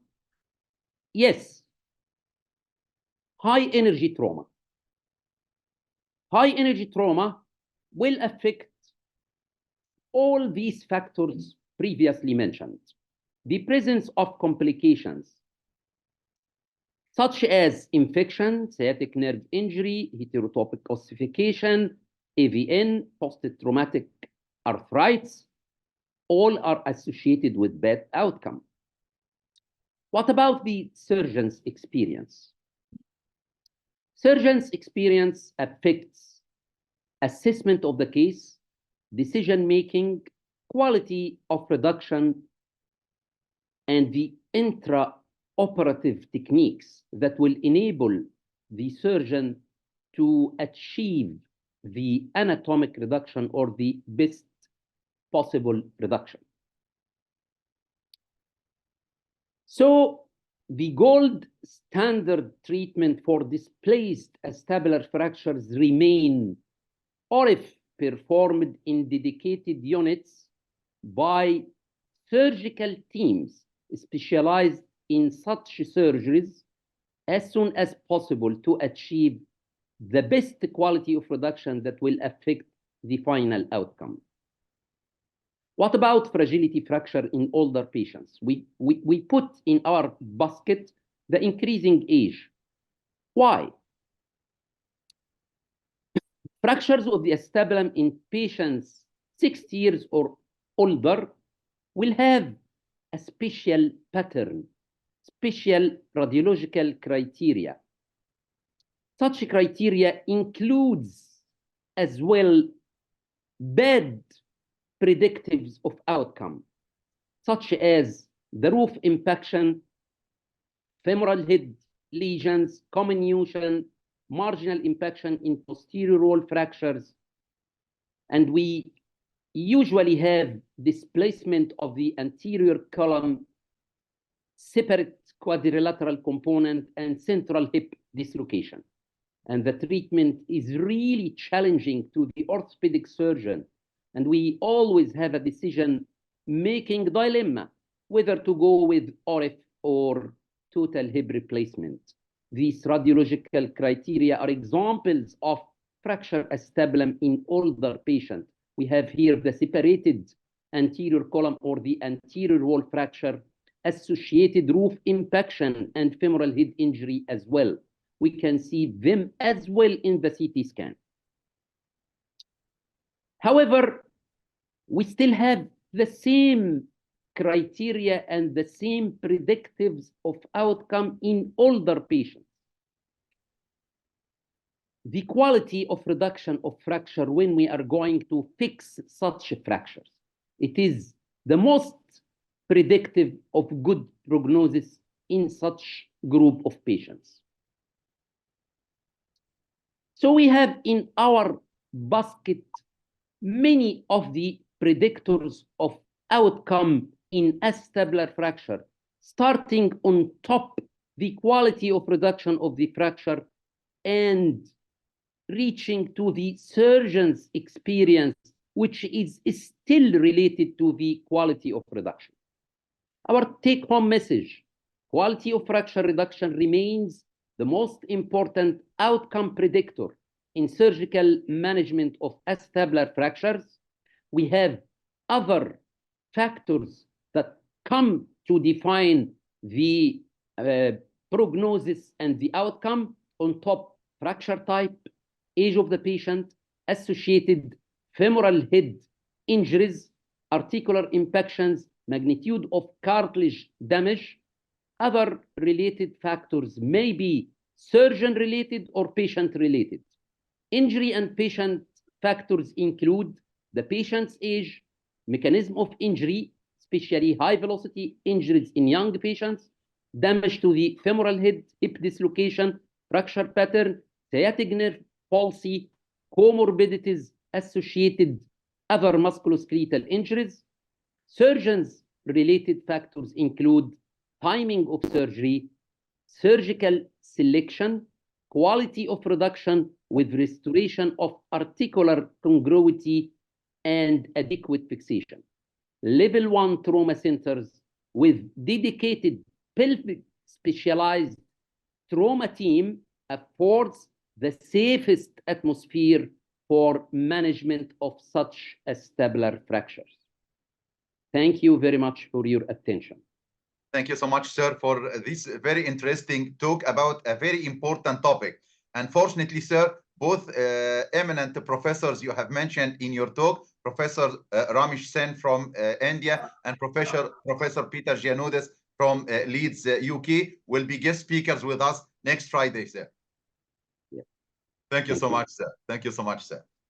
Our next speaker will be Professor Abdesalam Eid, Professor Abdesalam Eid, Professor of Orthopedic Surgery, Zagazig University, and the former Dean of Zagazig Faculty of Medicine, and one of the eminent stars of arthroplasty surgery in Egypt, and also shoulder surgeon, one of the best shoulder surgeons all over the world. Professor Abdesalam, thank you so much for joining us, sir. Thank you, sir, for the invitation. It's a great honor to be with this distinguished panel. I will try now to share my screen, and I hope you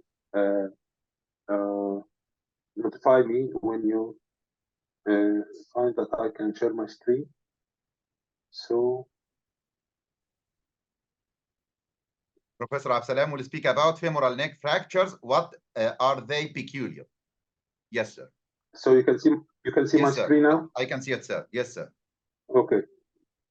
In this lecture, we are going to discuss the significance of femoral neck fractures, the classification of femoral neck fractures, internal fixation regarding timing and method of fixation, and arthroplasty for femoral neck fractures.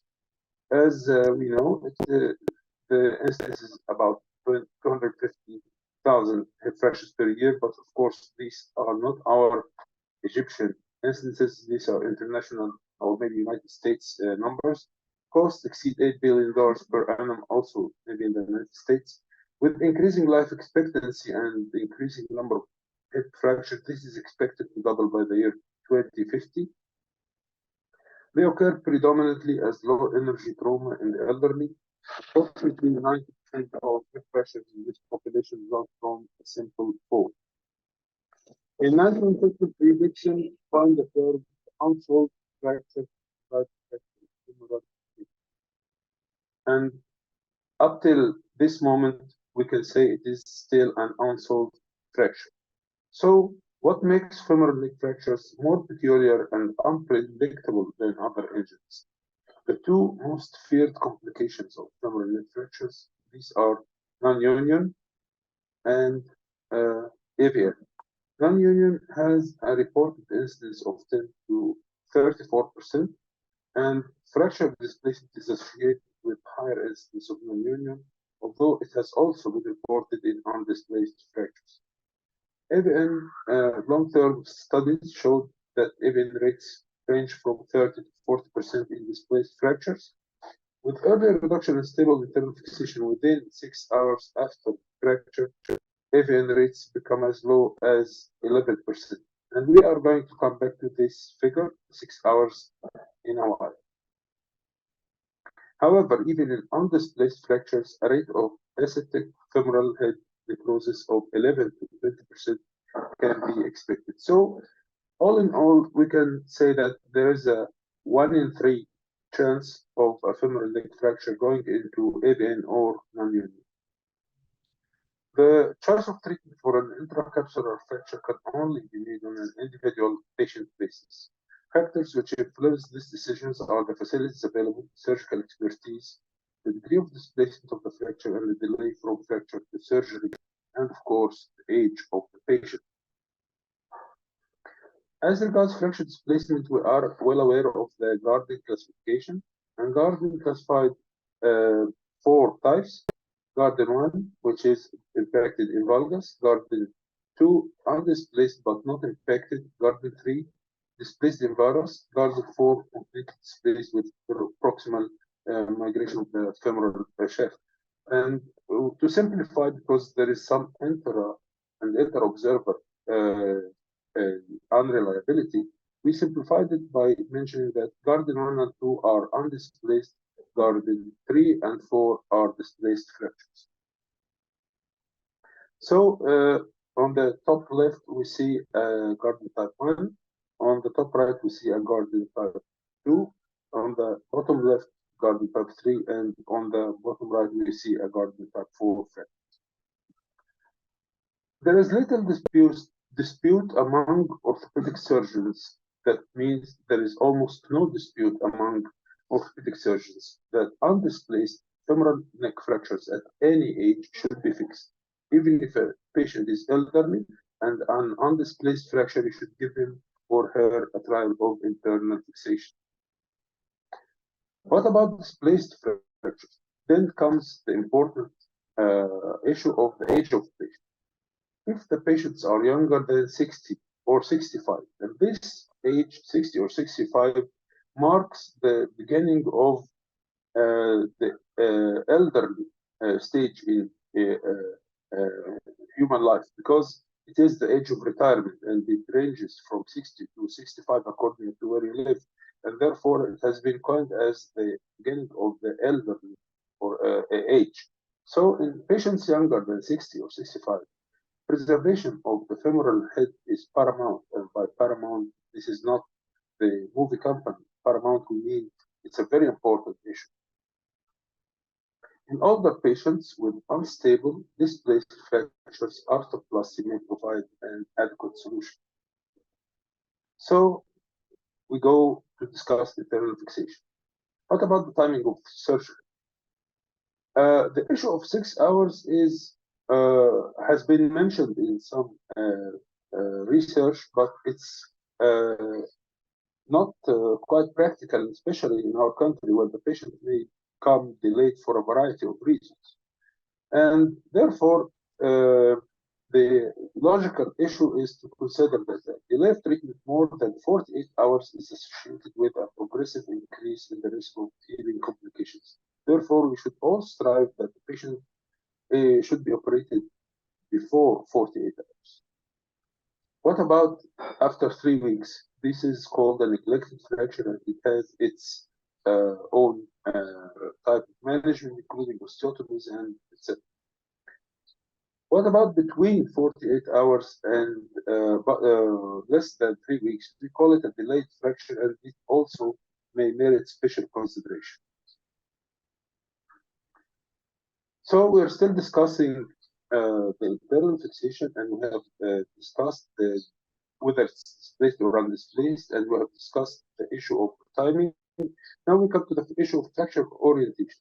It has been proven that fractures with higher Pauwels angle are more prone to displacing and problems as a result of high shear forces that they are subjected to. So what about fracture orientation?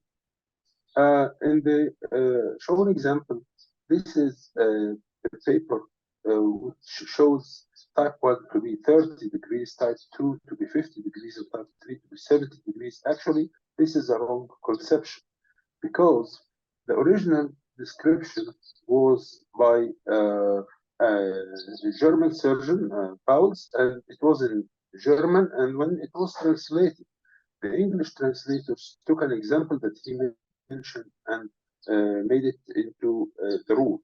Actually, type 1 is below 30, type 2 is between 30 and 50, and type 3 is over 50. So a 55 degree Pauwels angle is a type 3, not a type 2. Another important issue is how do we make the angle?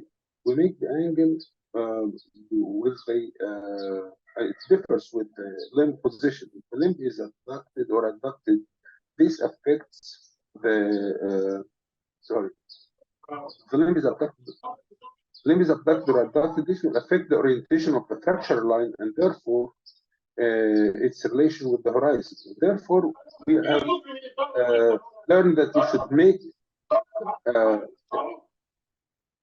excuse me. We have learned that we should take a perpendicular on the axis of the shaft, and we do not compare with the horizon. We compare with the perpendicular on the axis of the shaft, and this is constant. And when you compare the fracture line with the perpendicular to the axis of the shaft, you get a good impression of the Pauwels angle. Of course, the Pauwels angle is better measured intraoperatively in the operative theater after the patient has been put on the traction table under anesthesia, because a traction view will make it more clear. This is the original Pauwels classification, as I mentioned, under 30 type 1, 30 to 50 type 2, and more than 50 type 3. So if we place a higher Pauwels angle fracture, if you fix it with the cannulated screws, the shear forces are high, and this will end by failure. Therefore, if it's a Pauwels 1 or 2, we should, or we may use cannulated screws. If it's Pauwels 3, we need to use angle stable implants such as THS. Sometimes, as I said, decision making is only possible after traction. If we use cannulated screws, we usually put 3 screws in an inverted triangle fashion. And as you see on the top left, image, there is a blade, and we will come to this in a while. Alternatively, in higher Pauwels angle, we will use a THS. So what are the predictors of early failure of fixation leading to these subcapital fractures? The two most important predictors are varus reduction and difficulties in achieving reduction. If the patient has varus reduction or the surgeon has had difficulty in reduction, the fracture is 5.3 times more likely to fail. If there is a combination of varus reduction and difficult reduction, fixation has more than 13.6 times more likely to fail. And therefore, under this scenario, maybe 75% of fixations will fail. So how do we do reduction? First, it's important to note that no internal fixation device, whatever it is, and however expensive it is, can compensate for malreduction. Therefore, during the reduction maneuver, sudden forced movements should be avoided because they may injure the already precarious blood supply to the femoral head. And according to Garden, the reduction maneuver must be successful during the first time. As you see, we are very gentle as orthopedic surgeons, and we do our reductions gently. There are two reductions techniques, the Whitman technique and the Leadbetter technique. And I'll start with the Leadbetter technique, where we flex the knee and hip to 90 degrees, then we apply longitudinal direction in the vertical direction, and then internal rotation, and then extension abduction. This is quite a difficult maneuver. It's called reduction inflection. Alternatively, a simpler and more usually successful maneuver is the Whitman technique, which is called also reduction extension, where we apply traction and internal rotation. After we reduce, we must be sure that the reduction has been successful, and therefore we go to the Garden alignment index. And the Garden alignment index, it describes the angle between the midline of the clavicle of the femoral head and the longitudinal axis of the femoral shaft. An angle in the AP view between 160 and 180 is represents an anatomic reduction. AP 160 and lateral view 180. Slight valgus position in the AP view up to 180 degrees is acceptable, whereas the varus position is unacceptable. Also, in the lateral view, the angle may be down to 160 degrees. Therefore, to simplify matters, we need an angle between 160 to 180 in both AP and lateral view. So back to the issue of the knife blade that we saw before, capsulotomy. This is a controversial issue, and practice varies according to the surgeon, to the region and the country. There are studies that suggest it's beneficial, but clinical studies have shown that decompressing the intercapsular hematoma reduces the intercapsular pressure. However, most of these studies have been small series, single institution, and uncontrolled. Therefore, about capsulotomy, it's according to preference and your training. Then, back to the issue of timing. What about neglected and ununited fractures? Numerous procedures have been developed to aid the fracture healing process, including femoral, proximal femoral realignment osteotomy and bone graft, such as pedicle quadratus femoris bone graft. This is an article published in 2010 about valgus osteotomy in the presentation of femoral neck fractures post-stability. This is the repositioning osteotomy. We use a DHS, not an angle blade. We take a wedge 30 degrees, we close the wedge, and we displace the shaft laterally.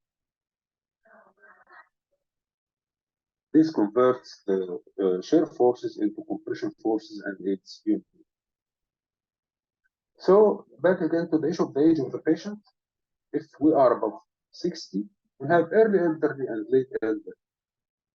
In the elderly, patients over 60, which is the ideal treatment, the total hip replacement is the treatment of choice for patients older than 60. Why is that?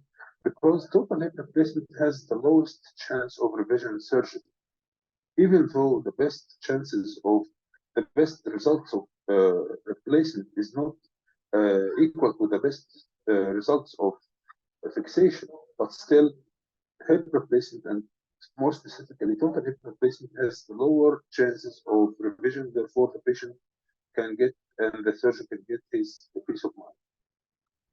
What about late elderly patients? There is no consensus about unipolar or bipolar. Unipolar is best suited for patients who are household ambulators or low demands. Bipolar are for those who are community ambulators, like people who go outside to pray in the mosque or get some things from the grocery, etc. Revision to total hip arthroplasty may be required because of degeneration of the acetabulum or femoral component lesion. And of course, if patients have pre-existing rheumatoid or osteoarthritis, then total hip replacement is the treatment of choice. So now to the algorithm. What should we do? First, we look to the degree of displacement. If it's undisplaced, look at the fracture orientation. Fracture orientation powers 1, 2, look at related screws. Fracture orientation power 3, do DHS. So back to the degree of displacement. What if it is displaced? If the patient is below 60, when did he arrive? If he arrived early, go to the first column, fracture orientation, pulse on 2, candidate, pulse 3 DHS. If the patient is delayed or neglected, you should add an osteotomy or a bone cut. What if a patient is above 60? You go to arthroplasty. Of course, in displaced fractures above 60, you go to arthroplasty. In the early elderly, you do a total hip. And of course, if there is osteoarthritis or rheumatoid, in the late elderly, community ambulator, bipolar, household ambulator, unipolar.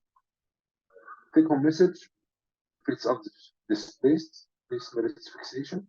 If it's displaced before fixation, pulse 1, 2, cannulated, pulse 3, DHS, early elderly, late elderly, community ambulator, and household ambulator.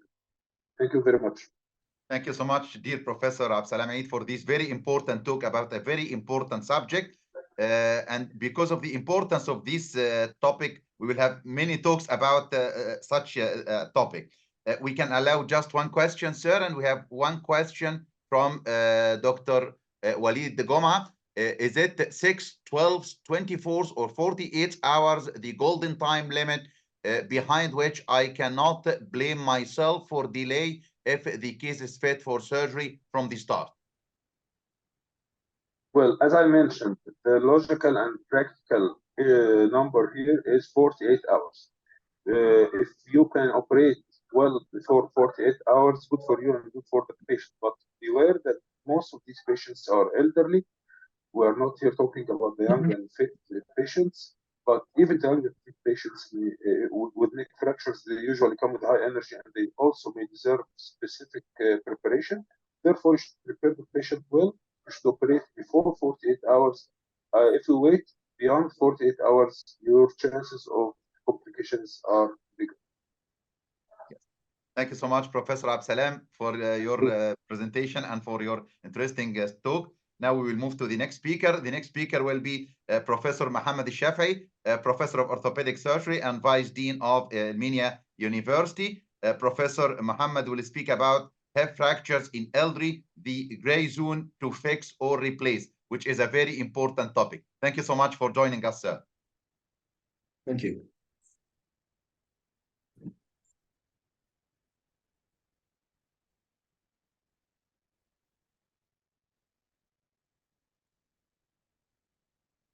Bismillah ar-Rahman ar-Rahim. First of all, I thank the Egyptian Orthopedic Association for inviting me for this talk. I congratulate Professor Mohammed Al-Ashhab for this enormous effort and making the best use of Corona era to make this media teaching and webinars to stay and last, that benefit us all to learn from each other's experience and thoughts. I welcome all my colleagues, orthopedics from everywhere, and I would like to talk about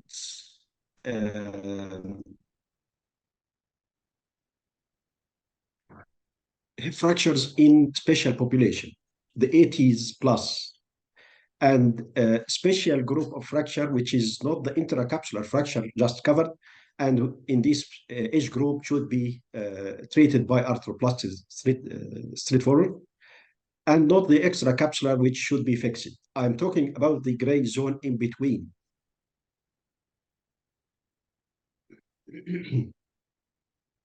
What would you do for this fracture in an 80-year-old lady? Do you fix or replace? And what about this one? And this one? Another example. Your thoughts about whether you fix this or replace. To refresh our understanding of hip fractures, in the trochanteric fracture, the fracture almost always start from here, just in front of the lesser trochanter, and spirals up to the summit of the greater trochanter, and then it changes direction, which is a crucial point, that the first fracture line is in the axial view or in the axial plane. The second fracture line is in the coronal plane. It fractures the greater trochanter or ends at the lesser trochanter or with a subtrochanteric extension. And if this is a big part, then the greater trochanter is split from the lesser trochanter, the crucial posteromedial support. So again, this is the primary fracture line, start from in front of the lesser trochanter, spiral to the summit, and another plane is a coronal plane, splitting the greater trochanter with or without the lesser trochanter. So this is the fracture line, the primary fracture line. And you may notice that in elderly population, the fracture may behave slightly different. The fracture is more vertical. It starts extracapsular, but it ends up at the away from the greater trochanter. The greater trochanter remains seemingly intact, like in this case.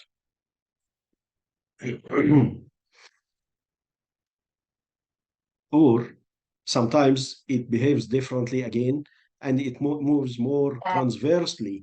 So the greater trochanter remains intact with the proximal parts, like in this case. وتعرض أحد المشاركين في هذا المنتدى لهذا النوع من الشكاوى. Another case with the transverse intertrochanteric fracture, hip fracture, characteristic of the elderly population, and the greater trochanter seems intact. So when to fix? When to fix? You cannot win fixation with market instability and poor bone quality. So what is instability? Classically, in the trochanteric fractures, we talk about the posteromedial corner deficiency, the long subtrochanteric extension, the reverse trochanteric, and the deficient lateral wall.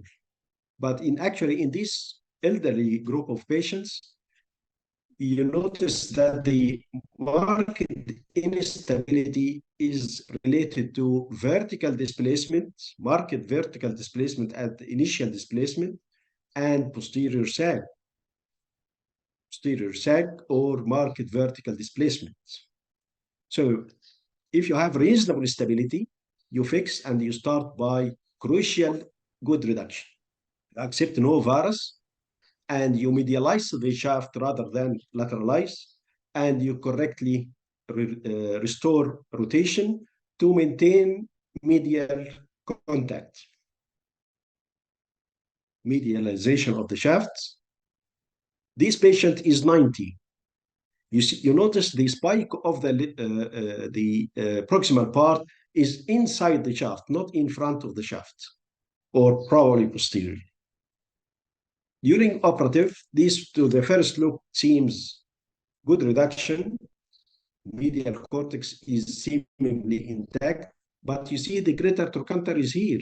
It should be here. So the entry point here was okay to start with the reaming, but by the end, there is a lateralization of the shaft and varus and failure. Another case, there is a gap superiorly, varus position, and the screw is high. Again, always notice that there is a gap when there is a varus. Yes, there is a medial contact, but there is a gap here because of the varus or the lateralization of the shaft or both.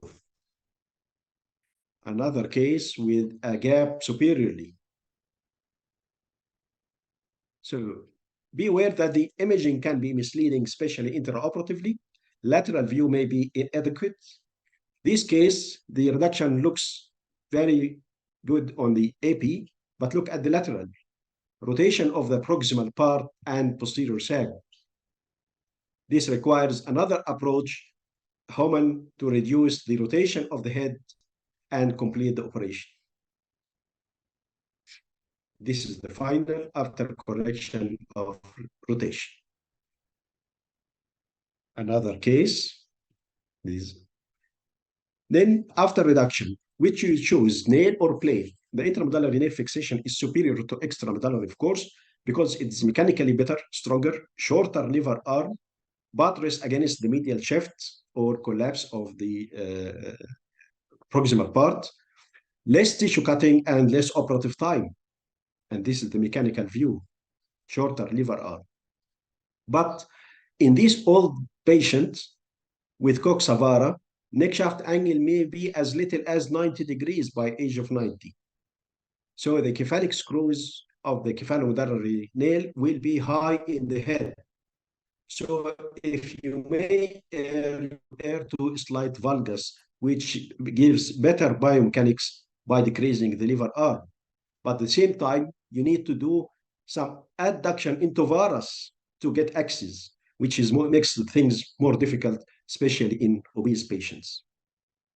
To commence a proper intramedullary nailing, you accept no varus, you maybe is a little bit of valgus, no lateralization of the shaft. The lower screw should be just above the inferior calcar. Second screw is a must to prevent rotation of the head and engage as far as 5 millimeters of the subchondral bone to get purchase the good dense bone in the head. The neck is empty. There is no bone here to hold screws. Be wary of the bowed femur, exceptionally bowed in old age. If you don't purchase screws properly in the head, this is the expected result. And make a room for collapse of the head. So this case is a hot case just done a few hours ago. The decision might change on table. She's 90 or she's actually 80.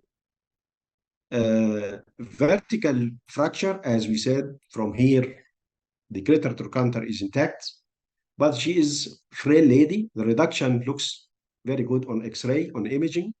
After just putting the wire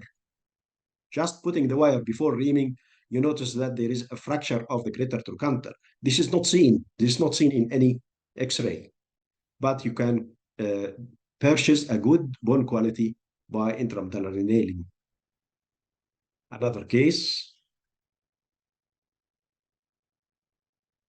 Watch for very bowed femur in this old group of patients.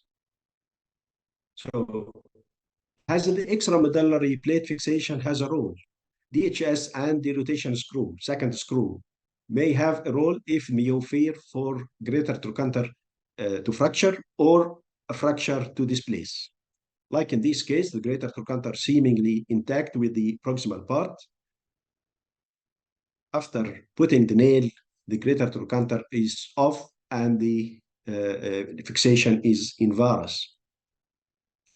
You can use also extramedullary fixation if you need to reconstruct the greater trochanter big part.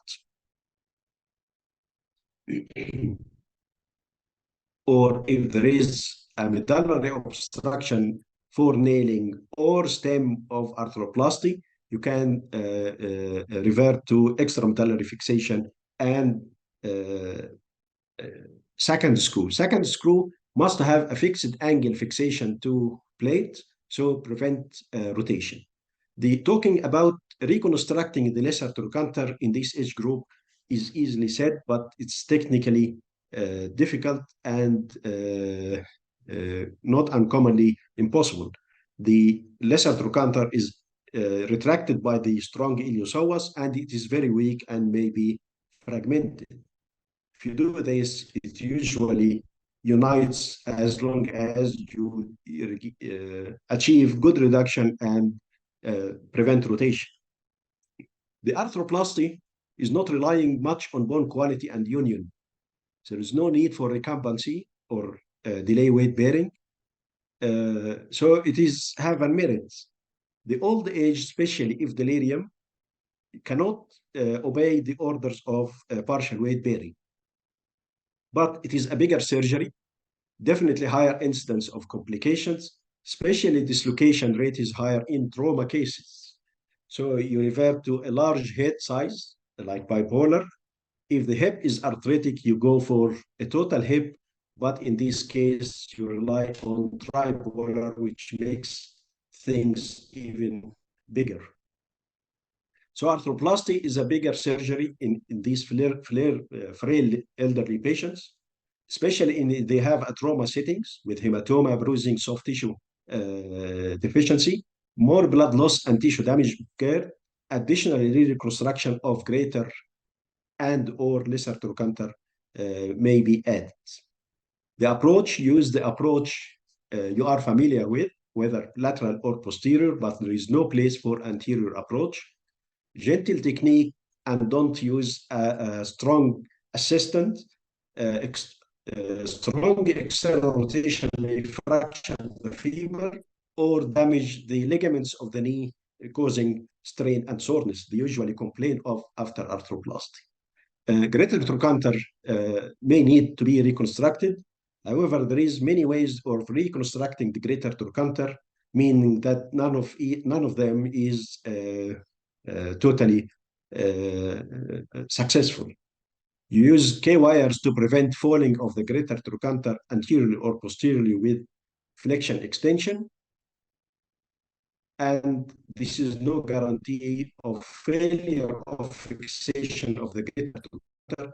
And if this happens, dislocation is guaranteed. So the more unstable the fracture, the vertical displacement and sag, the more possible damage to the blood supply to the femoral head, the more expected delay to put the patients back on their feet, then revert to arthroplasty.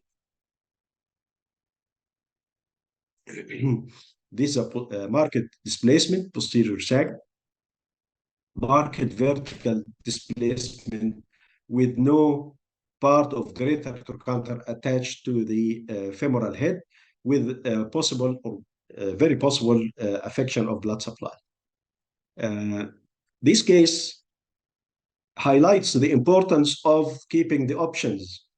This 85-year-old lady, that's the referred for arthroplasty, but after reduction on traction table, the reduction is good and went well with fixation. The merit of the fixation is a smaller surgery with less complications. Definitely the arthroplasty, they have a higher incidence of serious complication. So all factors need to be considered to outweigh the inherent risks of a more complicated and expensive replacement procedures in such elderly population. What about the patients who are not fit for surgery? I believe that elderly patients with hip fractures are too ill not to have an operation. They must have an operation. This patient is 1 week after hip fracture, waiting for to be fit for operation, and this is the bed source.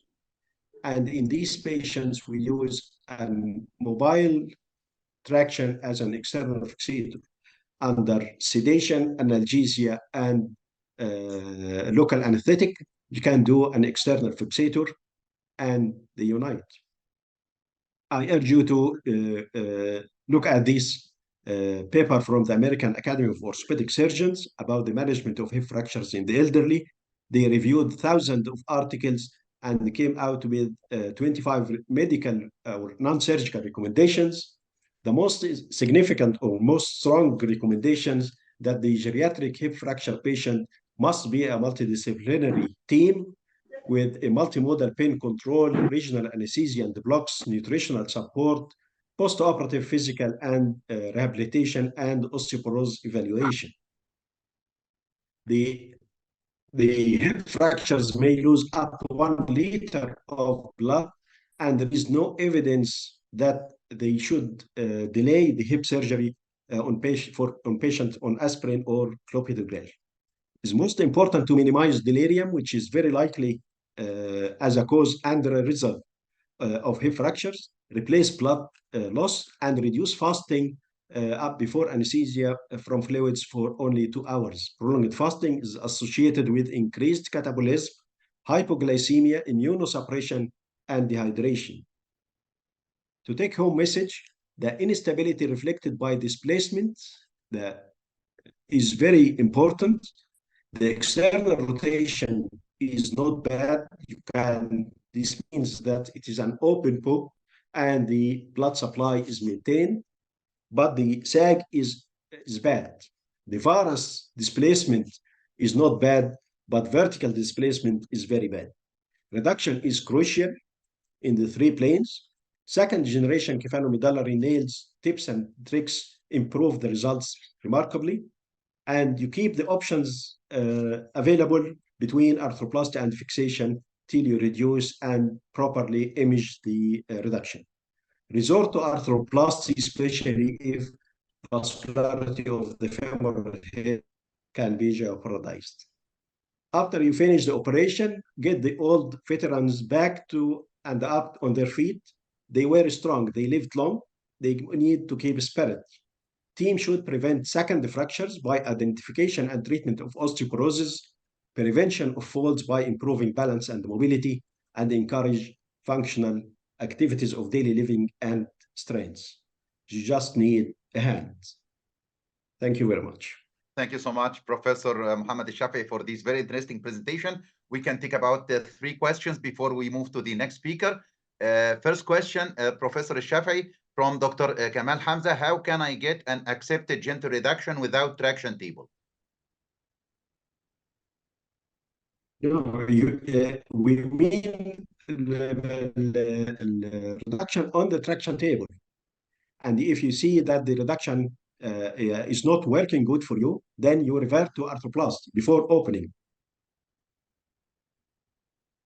Yes. Another question from Dr. Muhammad Sultan: medialization impaction, non-anatomical stable reduction by DHS. It's unpopular operation, but it works if this type of 4-bar fracture. What's your opinion, sir? No, we don't. The Sarmiento valgalization or medialization osteotomy is obsolete. We just need to restore the anteromedial contact. The posteromedial contact, which is more important, is deficient because of the fracture of the lesser trochanter, but you can oppose the lower spike against the medial cortex anteromedially. And more important is to put a second screw to prevent rotation of the head neck piece. Yes, sir. Another question, sir, from Dr. Walid Hamid.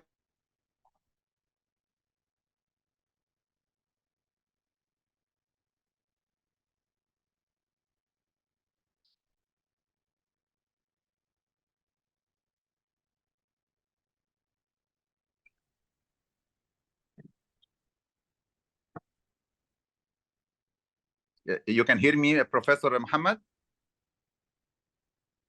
No, I missed this. I didn't hear. Another question from Dr. Walid Hamid: are these rules applicable for pertrochanteric fractures? Generally, yes. The pertrochanteric fracture is a straightforward fixation. Yes, sir. Thank you so much, sir. Now we come to the end of your presentation, sir. Thank you so much for joining us, sir. Our next speaker will be Professor Said Abdelhamid from South Valley University. Professor Said will speak about extracapsular neck fractures. Professor Said, please, sir.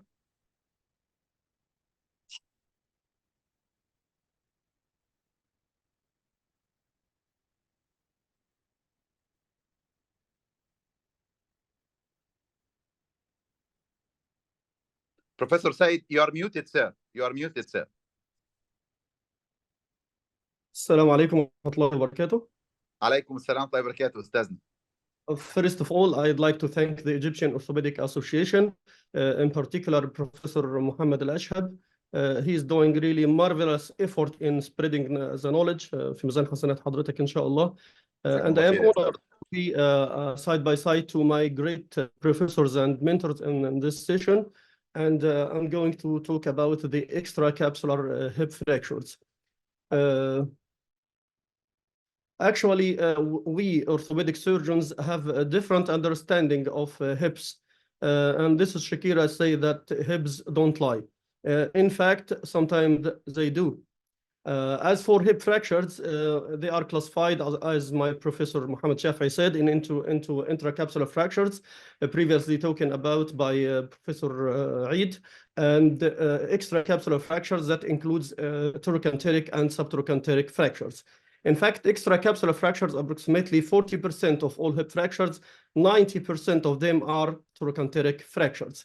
Intracapsular fractures, as mentioned by Dr. Eid, they are famous for two main famous complications, which are the avascular necrosis of the head of the femur and the non-union. Fortunately, those complications are rare in extracapsular fractures because of the rich vascularity in this area. They tend to unite, however, they tend to unite in various positions. Why are those fractures important? Because of the high incidence of 1-year mortality associated with those fractures. In fact, those fractures sometimes are the beginning of the end of the patient's life, to the extent that we say we come to life under the brim of the pelvis and will leave it through the proximal femur. Mortality, 1-year mortality rate is variable in different series, reaching up to 58% in some series, and those are higher than the femoral neck fractures also. Clinical diagnosis is straightforward, just fragility fracture that is defined as falling from a standing height. Patient is usually female above 65 years, complaining of pain and inability to bear weight, marked external rotation and shortening because the capsule is attached to the proximal fragment, allowing the distal fragment to rotate freely to the lateral side. No sophisticated examination investigations are needed, just anteroposterior and cross-table lateral view. And in fact, sometimes we are in need to traction internal rotation film to appreciate the posterolateral comminution and better classify the fracture and formulate a plan for management. Do we need CT? In fact, in usual cases, we don't need a CT. However, some authors recommending having 3-dimensional CT in complex fracture to break the complex fracture pattern into simple series of reduction steps, and this may affect the outcome successfully. Actually, different classifications are proposed. The AO classification, A1, A2, and A3. And A1 is pertrochanteric simple fracture, multifragmentary fracture of A2, and reversed obliquity in A3. Actually, this is also other classifications. In fact, they are less useful than the classifications of the femoral neck, and it's better to look at as stability of fracture. About 50% of those fractures are unstable. As for the treatment, actually, the aim of treatment is to regain mobility and limit the morbidity. And as we said, we have to treat those patients and get them mobile very early to avoid the recumbency problem in pneumonia, urinary tract infection, slow circulation of the skin will lead to ulcers and, of course, the thromboembolic events. The greatest challenge for the treatment of those fractures are instability and osteoporosis. Sometimes those fractures are actually bad, and the bone quality is bad, and the patient is always sometimes is bad. So it is like a bad fracture in a bad patient. Unstable fractures are actually those fractures that lack the posteromedial support, and those with reversed obliquity, and those with subtrochanteric extensions. The lateral wall, as mentioned by Professor Shafi, is very important and a determining factor of the success of the operation. They have some formula to modify.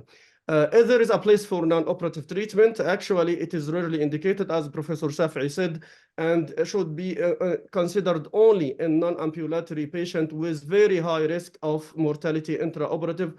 Unfortunately, those will lead to more than 80% mortality rate in the first year, in addition to the recumbency problem as shown by Professor Shafi. The operative treatment actually of extracapsular or trochanteric fractures, it depends on 5 variables: surgeon dependent and surgeon independent. Surgeon independent, the fracture pattern, the geometry of fracture, the instability or stability of the fracture, and the bone quality of the patient. The surgeon dependent factors, actually the quality of reduction, implant choice, and implant position.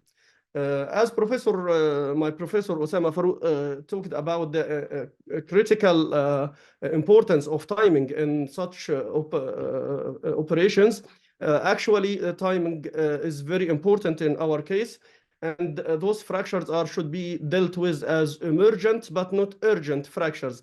And actually those fractures that is done within the 24 hours have better post-operative outcome. And those delays for 3 or more days are usually associated with increased mortality rate. Time is gold. The second variable is the implants. We have 2 famous implants, DHS and proximal femoral nail. Both of them has its pros and cons. DHS was introduced even in 1970s, even before I was born, and still the gold standard for stable fractures and have something to do with unstable fractures too. And it allows dynamic compression. It is said that the fracture is seeking its own stable position. They have good rate of union and low cost, and this is very important for a country like ours, and of course easy learning. Still, they have questionable about the less well unstable fractures, and they have a long lever arm. Proximal femoral nails was introduced in 1996 for unstable fracture by the ISAO. As Professor Muhammad mentioned, the advantage of the closer center of rotation and the shorter lever arm that decrease the bending force in both the bone and implants. Which implant to use? Actually, the short answer is DHS for intertrochanteric stable fractures, proximal femoral nail for relatively unstable fracture. But are short answers enough? Let's explore this. Even though proximal femoral nails have more theoretical advantages, of course, than DHS, there is still ongoing controversy whether proximal femoral nail is a better choice than DHS or not, especially from clinical studies.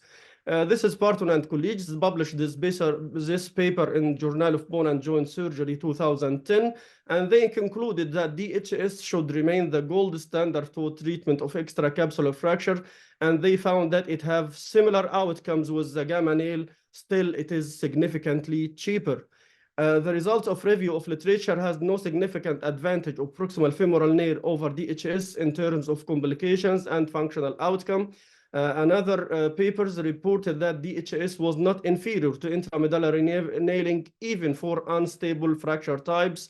And this is a meta-analysis systemic review randomized trials. And it was concluded that proximal femoral nail results in shorter operative time, less blood loss intraoperative compared to DHS. However, there were no difference was seen for the post-operative complications. The important questions actually is when not to use DHS in reversed obliquity fractures, because the failure rate is more than 50%, and in subtrochanteric extension. And if you have lateral integrity, the integrity of the lateral femoral wall is questionable, you have to think twice before using DHS. The procedure, it's a simple one: reduction, then guide wire insertion, reaming over the guide wire, screw insertion, and plate fixation. In fact, we consider DHS as an easy operation. I remember it was my first surgery in my orthopedic career, and I was really happy to do that. I think we have to think twice before offering the young resident this operation at the end of the list, because this operation is really critical for the patient. First, we have to start with choosing the right implant. Here is, of course, this is a different choice from one of the orthopedic surgeon, and this is end results. How I do this? I do this operation in supine position under spinal anesthesia, and actually I use flat table. I don't use traction table. Traction table is cumbersome. It needs a lot of time to be reseated, and I'm not really comfortable with. I use a flat table with my assistant doing the holding the traction on the other side of the table, and in the hemolysotomy position to allow the C-arm to get the cross-table lateral view. Actually, you have to ensure that both views are possible by C-arm before scrubbing. You will not do it if you don't see it. Reduction, reduction, reduction. Again, we have, as Professor Osama talked about, the predictors of good outcome of surgery as timing and reduction. Here, actually, the reduction is the main determinant of the success or failure of this operation. Reduction is the most important step in this operation and will determine the success or failure of this operation. Why accurate reduction? Because it restores the hip biomechanics, reduce the stress on the implants, and lead to rapid healing. How to reduce? I do flexion, abduction, gradual extension with internal rotation. Sometimes you need to do fine tuning like this. This is one of the last cases. You just need to mildly externally rotate the leg to achieve the good reduction. And you have to be aware of the decustation of those trabeculae, because this is a good site to anchor your implant. You have to use all the possible means, the spike pusher, the pointed clamps, and you may hold this reduction by guide wires. Actually, I usually hold the reduction by guide wires, but you have to put in your mind to avoid the future path of your implant position, to avoid the problem of going with your fixing wire. Remember, 25% of these fractures reduced in slight external rotation. And also 1/4 of those fractures doesn't need abduction. How you assess the reduction? The neck shaft angle should be normal or slight valgus. Sag of the femoral shaft should be avoided. Displacement should be less than 5 millimeters of any of the bone fragment. Rotation can be judged clinically. And on the lateral view, you have to find the anteversion, which is around 15 degrees, and you have to ensure continuity of the anterior cortical line.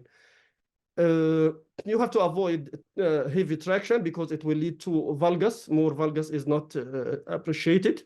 And too much internal rotation that will open the posterior cortex.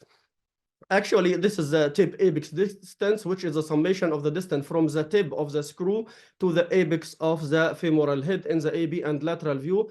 And this is a very important determining of the success of this operation. It is a strong predictor of the cutout, and it should be always kept under 25 millimeters number.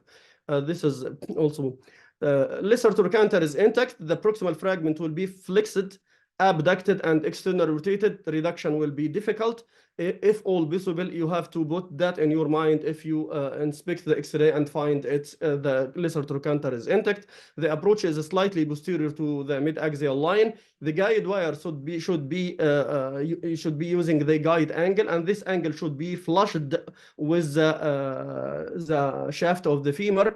The guide should be central in anteroposterior and lateral view, and ideally it should be at the level of the lesser trochanter. All the time check with C-arm, and this is the fixing wire and the guide wire that we will use to fix our implant.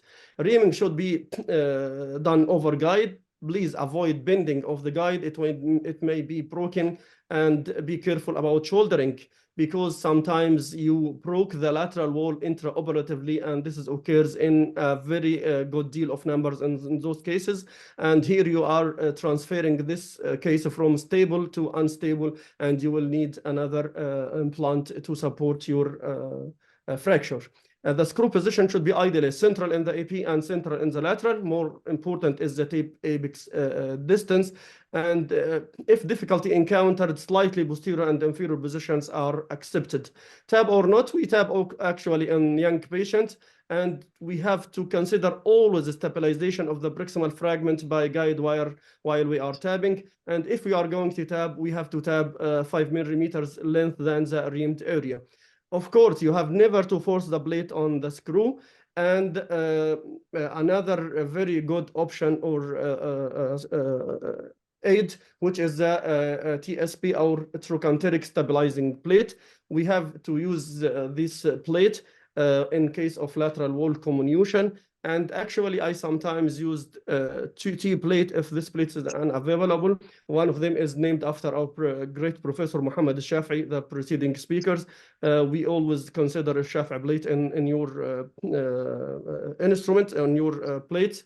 And actually, if not available, you have to keep one T plate. The disadvantage of T plate, of course, is it will change the dynamicity of the implant into a fixed angle plate, because it doesn't have this hole corresponding to the leg screw.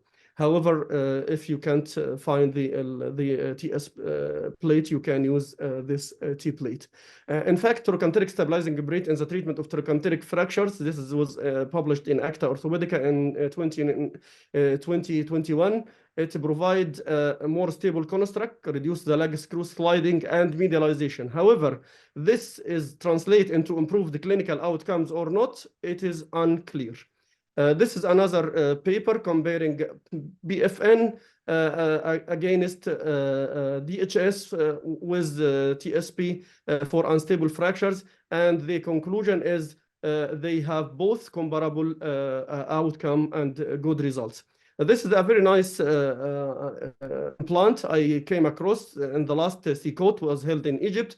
One of the booths of one of the companies, I don't remember from which country, but they do this plate and it have an posterior extension. I think it will work well for the supporting fracture. These are my photos.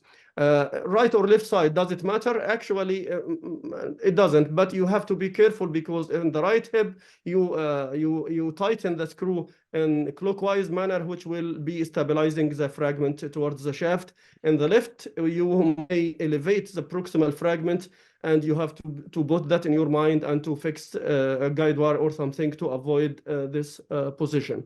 Cement augmentation in severe osteopenic pain improves the screw purchase and prevent screw cut out. We have did a paper published on this issue. For the sake of time, arthroplasty was talked well about Professor Muhammad Shafi, and he introduced a very amazing cases. He said, as he mentioned, there is a high rate of complications, maybe 5 times mortality rate. And of course, it should be preserved for those old patients with severely unstable and bad quality bone. And thank you very much. Thank you so much, Professor Said, for this very interesting talk. We have some questions to you before moving to the next speaker, please, sir. First question from Dr. Gamal Qasim is rule for non-operative measures if the fracture is stable, especially if comorbid patients? I think you have to live or not to live. This is a bad judgment of mine, but I think it's better to put the DHS for this patient, which is really simple in those patients, and get this patient ambulatory, turning on bed, avoid bed sores, avoid the recumbency position. I am not with non-operative approach, absolutely. Yes, sir. Another question, sir. For Dr. Said, how do you set up the patient in flat table? What about the lateral views, and can you do it in for PFN as well, sir? Yes, I use it also for BFN. As I said, and I put a picture from my theater, I put the patient in the hemilysotomy position. This will open the way to have your lateral X-ray cross table without need to move the leg. And also I use the same approach for BFN too. Yes, sir. Another question from Dr. Khalid Muhammad. How you maintain the traction throughout the surgery without traction table? How support the patient against traction without the traction table, sir? As I said, I do the reduction. Fortunately, most patient doesn't need a lot of traction. Actually, sometimes if you do overdue traction, you will lead to a valgoid situation. In fact, I used one of my assistant to hold the leg throughout the procedure. And as I said first, once I reduced the fracture, I try to put a guide wire to support the reduction. And you have to put on your mind to have another path away from the expected path of the next screw position. Yes, sir. Another question from Dr. Ahmed Hamdi. When we use a T-plate with DHS plate, Dr. Said B. Actually, the indication of use the TS plate, first, if there is a questionable integrity of the lateral wall, actually, if the lateral wall is fractured or thinned, up to 2.4 centimeters, it is expected to be fractured. So we use it in if there is questionable integrity of the lateral wall first, and we use it in unstable type of fractures, of trochanteric fracture, unstable types and lateral wall integrity questionable. Yes, sir. One of our attendees, our dear colleagues, is asking about can we have the material? Of course, all the material, sir, if you excuse me, will be available on the YouTube channel of the Egyptian Orthopedic Association within 2 weeks from now. We have another question from Dr. Sadiq. What about using DCS plate in unstable fractures and the scale of the patient? Actually, there is a definite indications of DCS. I exposed one of the implant choice, one of the surgeons that used DCS for trochanteric fractures. Actually, this is not the indication at all. The indication of DCS is the subtrochanteric fractures and not the trochanteric fractures. There is no rule of DCS in trochanteric fractures. Yes, sir. One is asking about, one of our colleagues is asking about what about the lateral position in PFN? Actually, it should be theoretically easier to have the lateral position. I usually to make it simple. Simple is simple. It works for me to have the flat table, and so far I can run my C-arm and get the lateral view and the intraposterior view easily. I don't need to. Actually, the traction table is cumbersome. It has a lot of parts, at least in my hospital.